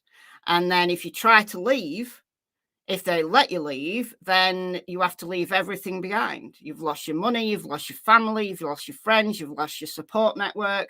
So people are forced to stay. So I would argue that these Odinists are not a cult. It does happen in every faith, yeah. I would say that the Odinists in Indiana, they're not a cult. That, yes, they've bastardized Old Norse, and they have a leadership structure. Well, that's what they seem to have. They have a leadership structure, and they have like these chapters, but they don't really fulfill the full rubric of what a cult is, in my opinion. So Mike King lost me in that very first sentence, but he lost me completely when he said that the supporters of the Dallas Cowboys are a cult. Not a coercive one, but still.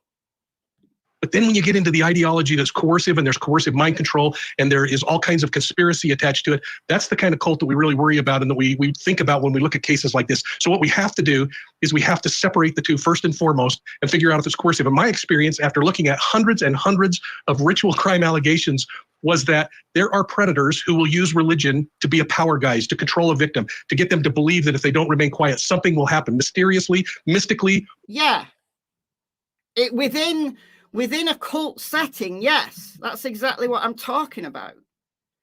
That once a cult leader gets his grips into you, or her, I guess a cult leader could be a woman, then they blame you. They victimize you, and then they blame you, and they keep you in subjugation, and you can't leave. So that's what he's talking about. He's not talking about Odinism. He's not. This is not what these guys are. These guys have families and jobs and blah, blah, blah. And they've taken this religion of Old Norse and, you know, Old Norse, the Northern Europeans, the white, and these guys have chosen Odin because he's cool and he's strong, and Thor and all them lot, because Thor's got a hammer. So, you know, and it's a warrior, right? Odin and Thor and stuff are the warriors. And, you know, the Old Norse sagas, like these kind of big, long poems that the Old Norse people used to write and talk about. Actually taught them, they didn't write them down. They weren't written down for many generations. But the sagas tell tales of heroism and conquering new lands and, you know, destroying their enemies.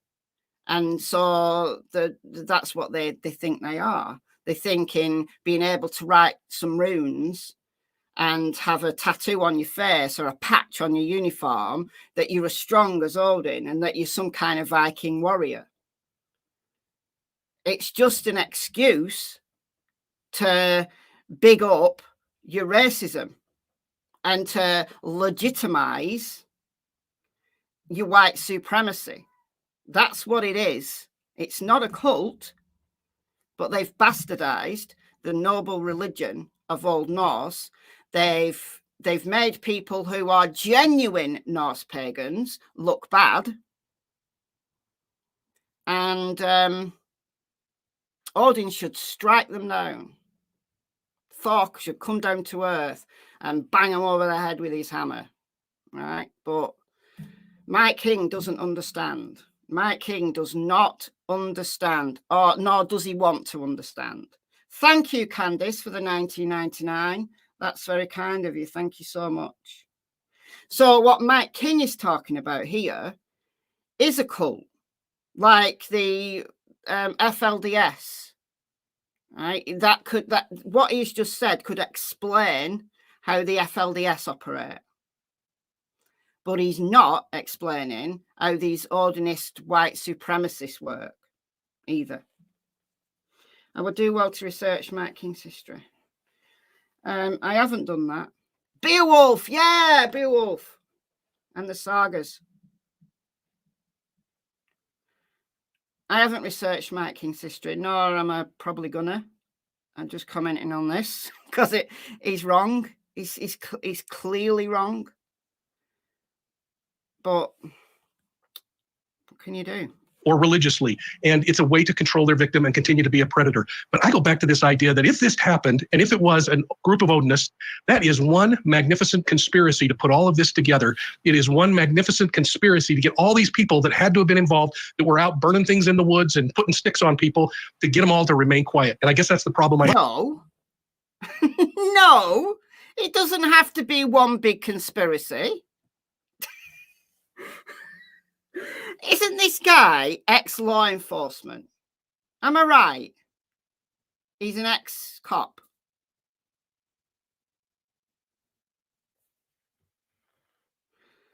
Jiu-Jitsu. There's an email address in my about section and in the description box of the videos and live streams.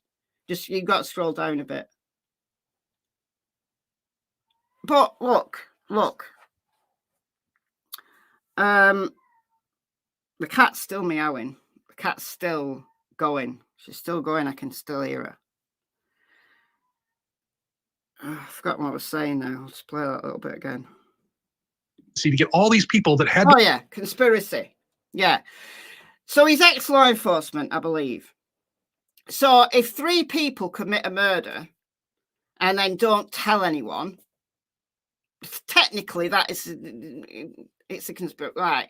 Like if you have 1 person who committed the murders and 2 who like helped them, so technically that's a conspiracy. And surely Mike King has investigated murders where 2 or more people are involved. Not everybody who's an Odinist in Indiana needs to know about this murder. He's kind of dressing it up as every single Odinist in Indiana or in the world knows about this murder and was involved. No, nobody's saying that. Bradley and Rosie are not saying that. If Odinists really did murder Abby and Libby, it might have just been 3 of them. Could have been 2 of them.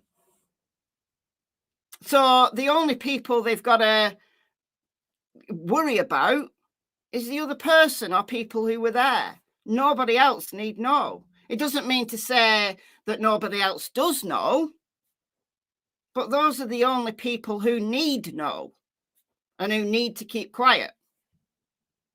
And one of them potentially has already talked, Elvis Fields. But for some reason, law enforcement don't want to investigate him or believe him. So, yeah, there might be other people that know, but it's not massive. And there are many, many crimes that occur where lots of people know, but because of fear or loyalty or something else misguided, they don't tell, and they don't tell ever. So that's just nonsense coming out of his mouth. I'm sorry, it is just nonsense. To have been involved, that were out burning things in the woods and putting sticks on people. Nobody said anything was burnt in the woods. So that's stupid as well. And putting sticks on people, well, yeah, Abby and Libby had sticks on them. Fact. Now, it's what these sticks mean that's open to interpretation, but Abby and Libby had sticks on them. For some reason, Abby and Libby had sticks on them that formed a pattern. Okay. To get them all to remain quiet. And I guess that's the problem I have, Vinny, from an investigative standpoint. Let me follow up really quickly on this. For it to be a cult, does there have to be like a leader or like leaders that are coercing the masses to do these things? In most cults, you're going to see one person that all people look to, or maybe 1 or 2 that all look to. And that's true. But we've already established that this Odinist thing, it doesn't really fit the definition of a cult. But yeah, There are these chapters that are formed, and they have leaders. Patrick Westfall is one of the leaders of his local chapter. Okay. I'm going to play you a little clip from Patrick Westfall in a minute. They are the final rule. They are the one that makes the decision. And we saw this in cases that I investigated where you have the leader who comes up with these spiritually wacky ideas, but then you have the followers who want to be the arm of the leader and go out and act it out. But in those kinds of circumstances, Vinny, there are too many tongues that know about what happened. And I just don't believe it remains as quiet as this has remained. All right, so let me ask. Again, it doesn't have to be every single Odinist who knows about this crime. It could be a relatively small number of them. It's Barbara McDonald here on set with me. Barbara, is there any indication at this point with this allegation of this Odinistic society or group or whatever that there's a leader? Not that I've heard of. I mean, there were some names. Oh, not that she's heard of. Well, she's not been listening then. Not that she's heard of. Vinny Politan sometimes has some very interesting guests on. I like to watch Vinny across a bunch of different cases. But this was absolutely infuriating that he did not have anyone on this show to give the other side. Names that were listed in one of the filings from Bradley Rosie and Andrew Baldwin, but not like a... Yeah, exactly. Was it in the Odin report, Barbara? Yeah. Was it in the Odin report that you've got, that you've read, that you've even brought into Court TV and sat at that very desk, flicking through it? Exactly. hierarchy, like, okay, this is the man or woman that is sort of leading our group and is saying, hey, it's time for a sacrifice or something like that. Yeah, I think there probably is somebody filling that role, but that hasn't really been clearly defined. And how serious is this group? If this is in fact a group, are they? It is a group.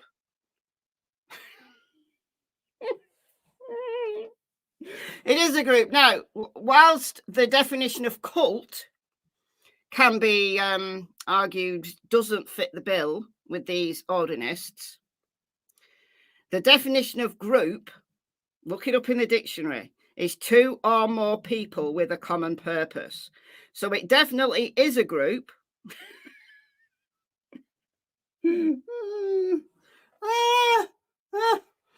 Oh, take me home, someone, please. Are people sort of playing this on weekends, or is this something they're taking very seriously? Well, they're taking it very seriously. Certainly Patrick Westfall is taking it very seriously. You know, his mate Brad Holder, however, not taking it so seriously. And Patrick had to take Brad's patch when he found out that Brad was going to church. He said, you can't be both. You can't be asatru and Christian at the same time. So he took Brad's patch and sent him on his merry way. Todd, let me ask you, in your investigations out there, did you come across any groups per se, whether it was like, you know, a bunch of guys that got together, or the people that you think could have been involved that had friends or were, you know, interacting with others or were close to other people, anything like that? What sort of question is that? Did you come across any groups of people that had friends? Well, yeah, all the time. Tentacles. Thank you, Yaya. Many tentacles. This case has many tentacles. Who said that? Oh, it's the superintendent of Indiana State Police, Doug Carter, said that. Many tentacles. And now they've changed their minds that it was just one little man from CVS that did it all on his own. No tentacles at all. No tentacles required. Dear me. Well, with respect to this case in particular, in general? In general, in that area, when you were out there. I mean, there's been talk. I know a couple things about Richard Allen that I'm not going to say today. I'm getting a lot of information. Why not? Why are you not going to say it today? What? If you know stuff about Richard Allen that's relevant, why are you not going to say it, Chris? Because you say a whole bunch of other things, or are you just making this up? About him, about another connection to a hunter out there. And a connection to a hunter out there. So does Richard Allen have a friend who's a hunter in that area? Has Richard Allen ever gone hunting with any of his guns out there in that area? The reason why I asked is that there's an unspent round found at the crime scene. So if Richard Allen has ever been out hunting, like deer or whatever, and isn't it I mean, where the crime scene is private property, isn't it? It's Ron Logan's land. So anyway, there's deer and there's other things I'm sure that you could shoot out there. And why wouldn't Richard Allen just say, yeah, that was my unspent round, but I've been hunting there in the past, if it was his. If it was genuinely his, and he knew he could cover up this murder by saying he's got a friend who's a hunter and he's been hunting there in the past, wouldn't he have said that? I don't know. Or did it never happen? And he doesn't understand how that unspent round got there because he's never been out there with a gun, hunting anything, with any gun, hunting anything. Nor has he been out there committing a murder. So he doesn't understand why, he can't explain why there's an unspent round at the crime scene that matches to his Sig Sauer P226. So, Chris Todd, what are you talking about? So what if Richard Allen has a friend who's a hunter out there? How is any of that relevant? Are you just making shit up?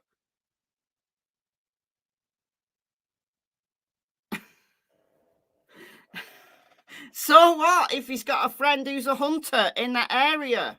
Is he not allowed to have friends? Or friends who are hunters? Because it's clearly not relevant, or else Richard Allen would try to pass off that unspent round as, oh, it's a hunting accident. I left it there accidentally when I was hunting out there. He's never said anything like that, certainly to my knowledge anyway. Because it didn't happen. So what are you going on about? What's your issue? And people do think that there were multiple people involved in either placing these girls there. So it is possible that there's other people in this cover-up. So I'm not ruling out this larger conspiracy, but I just don't have all the facts to really hone in on that right now. You don't, do you? You don't have any facts to hone in on that right now. All right, so before we play this final bit, and I'll let that final bit play through in a minute, just want to play you this little clip by Patrick Westfall. And hold on a minute, have I loaded it up? No, I haven't. Should be able to do it like this.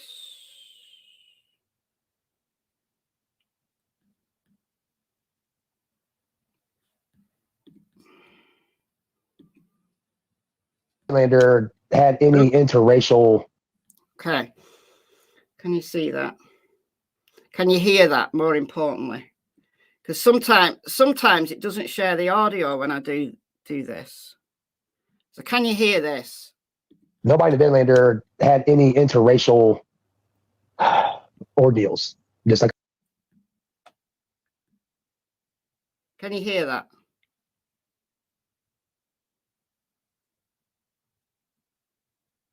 You can hear it. Oh, good. Good. Right, I'll start it again. Nobody in Vinlander had any interracial ordeals. Just like a lot of other people in standard society, you know, because somebody doesn't agree with it, doesn't mean anything bad about them as a character or person. You know, there's tons of different kind of bears, but you don't see polar bears going out and being in relationships and breeding with black bears. You don't see red.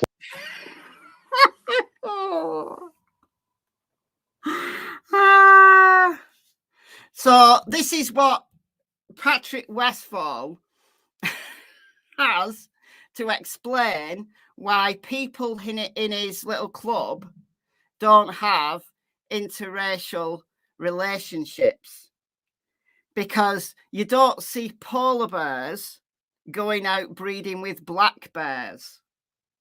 I did a funny TikTok on this.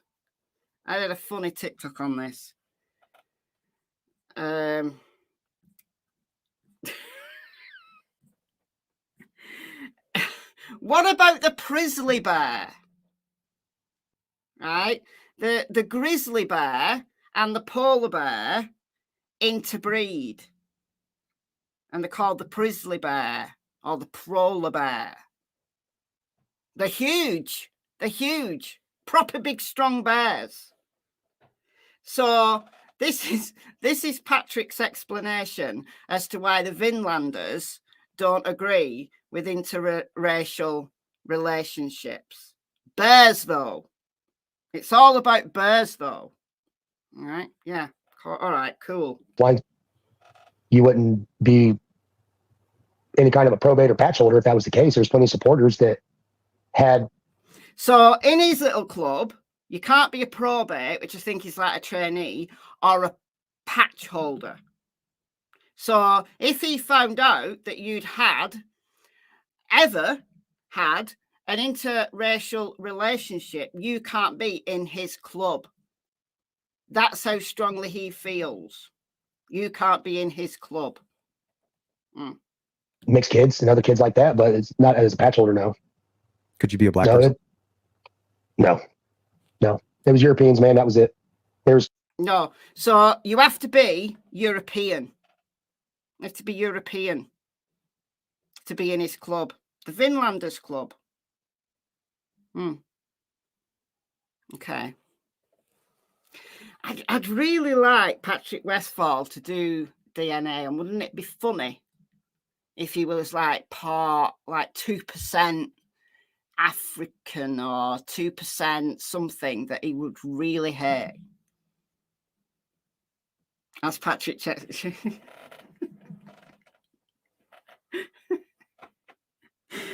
Oh dear. There's plenty of all black clubs out there. There's plenty of groups that are all Mexican Spanish clubs. This was one for the Europeans. So you can't even be Spanish. You can't even be Spanish. So, now, last time I checked, Spain was in Europe. Last time I checked, Spain was a European country. They might have changed it now just for Patrick Westfall.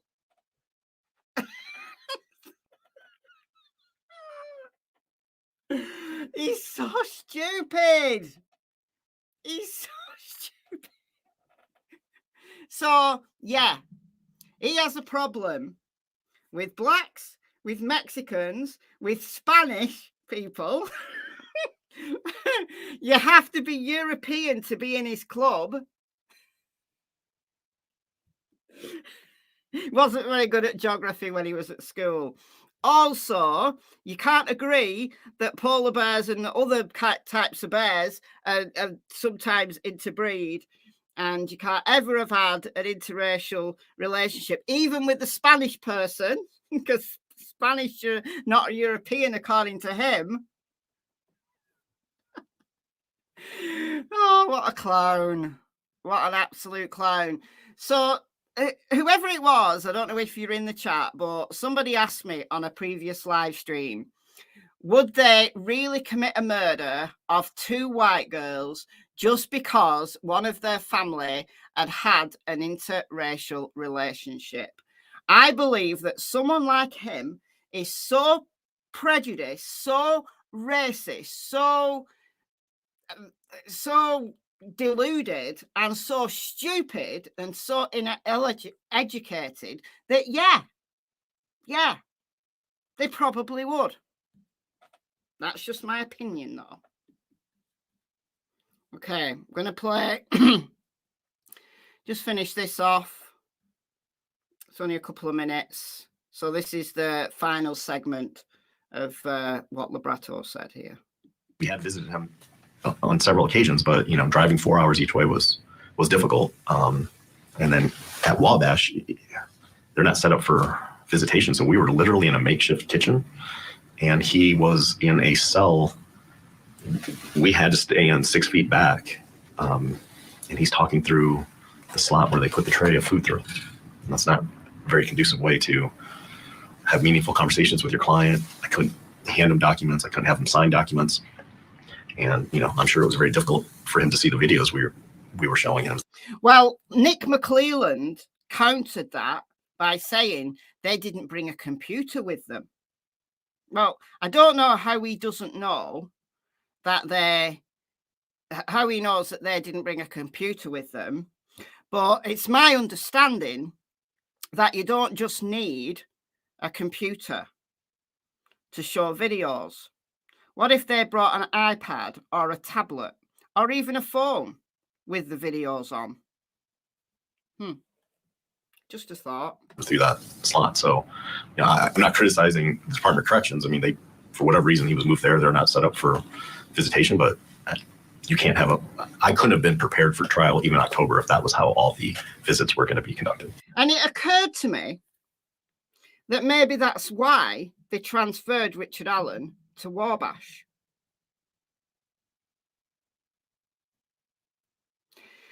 Because we've all been speculating, and this is just another many speculation. We've all been speculating as to why Richard Allen was moved from Westville. Was there a particular reason why he was moved to Westville, from Westville to Wabash? And I speculated that, just in my own head, I've never actually voiced this, but maybe it was because it's even harder to visit him at Wabash. That it's not a prison that is set up for face-to-face visits. And somebody who is, you know, pre-trial, preparing for a trial, up and coming, where their attorneys need to visit them and talk to them, you know, and they need to sign stuff. And, you know, it's just easier to do it in person. That Wabash is further away and it's not set up for face-to-face visits. I wondered whether that move to Wabash was for that reason, to make it even harder. And yes, absolutely, he says this shortly. Relatives can't visit. So at Westville, he could have, Kathy could visit him, his parents could visit him, and at Wabash, nobody can visit him. So it's alienating him even more, putting even more pressure on him. And I speculate as to whether that's the reason why they transferred him there. And you've handled death penalty cases. Have you ever had a pre-trial defendant treated the same way as Richard Allen? Never. Never. In my 25 years, or Sremen's 25 years, have we ever had a murder client held pre-trial in a maximum security facility and then was transferred from one maximum security facility to another. Never. Never. 25 years experience. Robert Scremming, same. Andrew Baldwin and Brad Rosie have had 20 plus years of lawyering experience. They've never experienced anything like it either. Combined between the four of them, that's practically 100 years of experience behind them. And they've never, none of them have ever experienced anything like this. Why is this happening? Why? And in your motion to transfer, you guys described him as being treated like Hannibal Lecter. Particularly in Westville, at least we were allowed to sit face to face across the table from him. But the way he was handcuffed and to his chest, I mean, it looked extraordinarily uncomfortable. I mean, that is bizarre. There's like, he says it's like a box, like that is separating his hands and they're like he's handcuffed to this box. I've never seen anything like that. Like that upturned hand. I mean, try to put your hand in that position and hold it like that for like hours on end. That must really hurt. Really hurt. Like very uncomfortable. I couldn't shake his hand. We couldn't have him sign anything. I visited clients in prison on several occasions. That was different than anything I've ever experienced before. And the way his hands were shackled were similar to how we see him in court, right? Yes, Where it's exactly like the tops of the hands are touching. Yes. And it's way up high on his chest. It's connected to a box on his chest. I've never seen that. I've never seen anyone confined in that manner before. So why? Why do you think that is? I don't know. He is 5'6", 120, 130 pounds. He is not a physical threat to anyone. From all accounts, he's been a model citizen because he's locked down 23 hours a day. He's been a model citizen, yet he's been tased twice. Twice that these guards are prepared to admit to. We don't know what other abuses he's faced, but absolutely bizarre. Criminal Med, member for 11 months. Thank you so much. Thank you, thank you. How could any prison not allow family visit? I don't know. I've never heard of it. We don't have prisons like that in the UK, that as far as I'm aware of. There's always some visiting rights that you're allowed. And I wonder, I mean, obviously through COVID, like the worst of COVID, visits, you couldn't visit anybody in prison. And I'm wondering whether it's because of COVID that they've tightened down on visitation, or whether that's something that's always been the case at Wabash.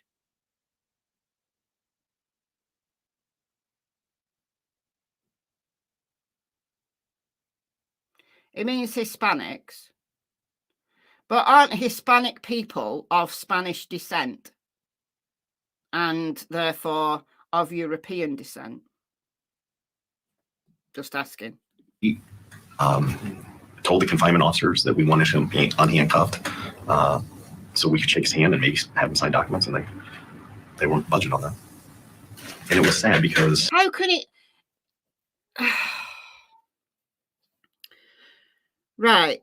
At one of Alec Murdoch's previous hearings, not the one that he's just had a few days ago, the last one with Judge Newman, and I know a lot of y'all don't follow the Alec Murdoch case. I know some of you do, but he's trying to get a retrial. He's been denied anyway. But at a previous hearing, he was giving a speech, like apologizing to all his victims of the financial crimes.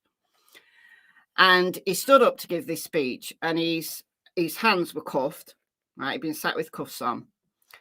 And he had problems maneuvering his papers because of his cuffed hands.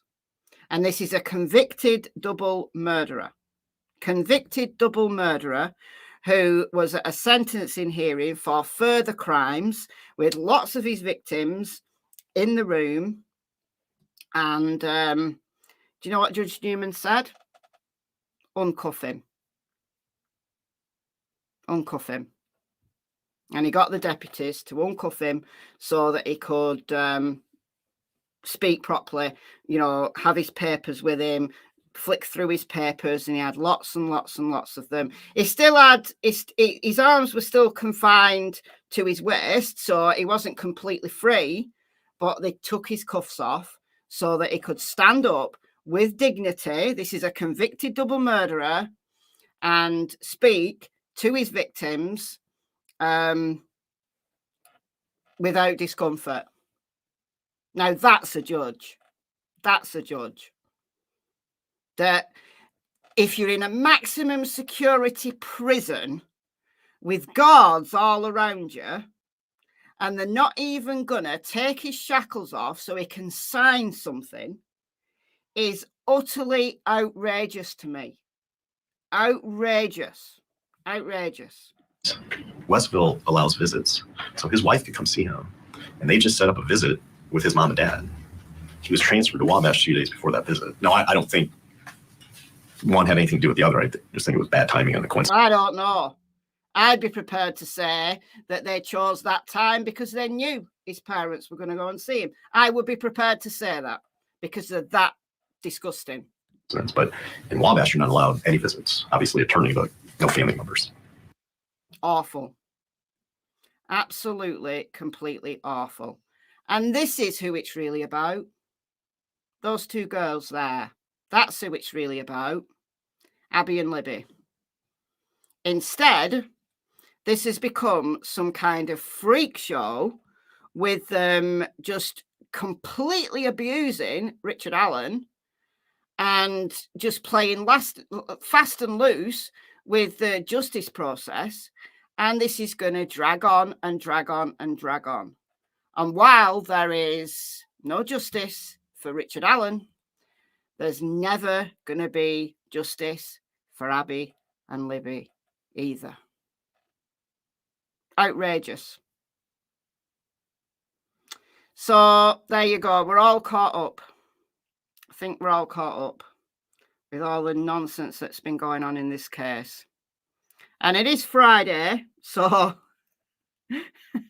hopefully we'll have a weekend where there's no more court filings. I'm just going to double check that nothing else has come out, because you never know.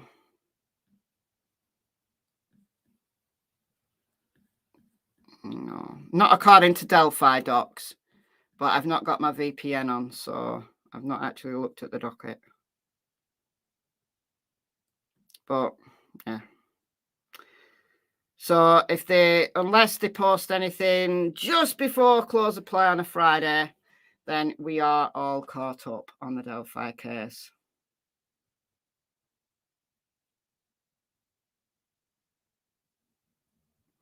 The question was, how is he being treated like Hannibal Lecter? He answered about the restraints. That's what he meant by being treated like Hannibal Lecter. Yeah, that he's just completely shackled. So his legs are shackled, and he's got this strange box thing on his chest, and his hands are like cuffed in this really strange way. So they're not just regular handcuffs. Just odd.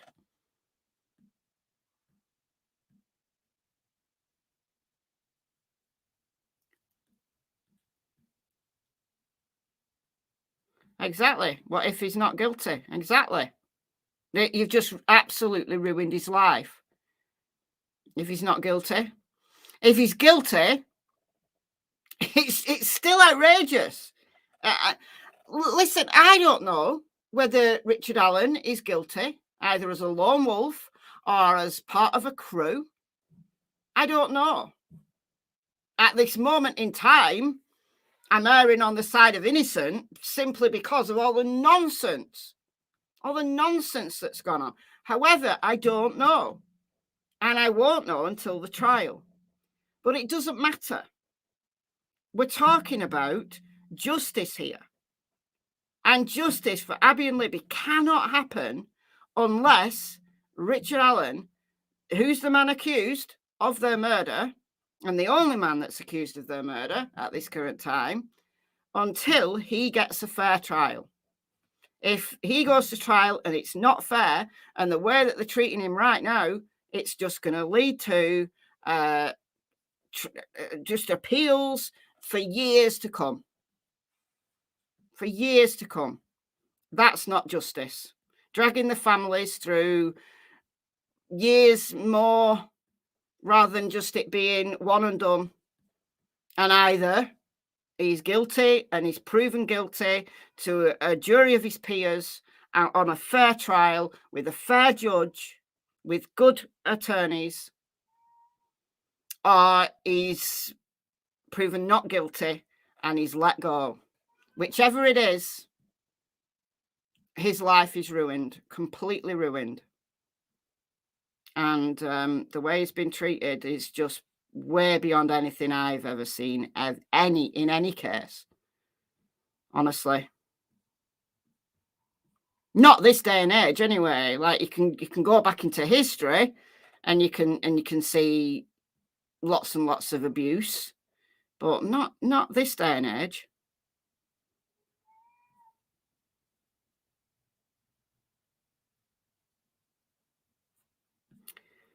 So, all right, guys, I'm gonna go.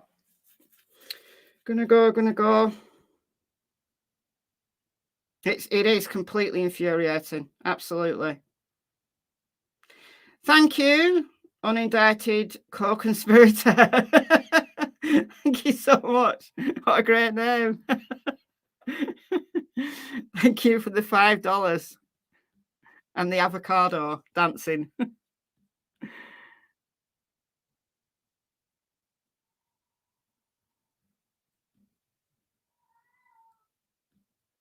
Okay, all right. I'm going to go and feed the cat before she dies of hunger. And I'll go down and she'll have 3/4 of a bowl of food that she just hasn't touched. She wants me to throw it away and then put a new food in. And then she'll nibble on that. And then in 2 hours' time, she'll want more. even though she's still got food in her bowl. But that's my life. That's what I'm like. So thank you all. Thanks as always to the mods. Thank you for the donations. Welcome to the new members, and enjoy the rest of your Friday or Saturday if you're the other side of the world down under. Bye, guys.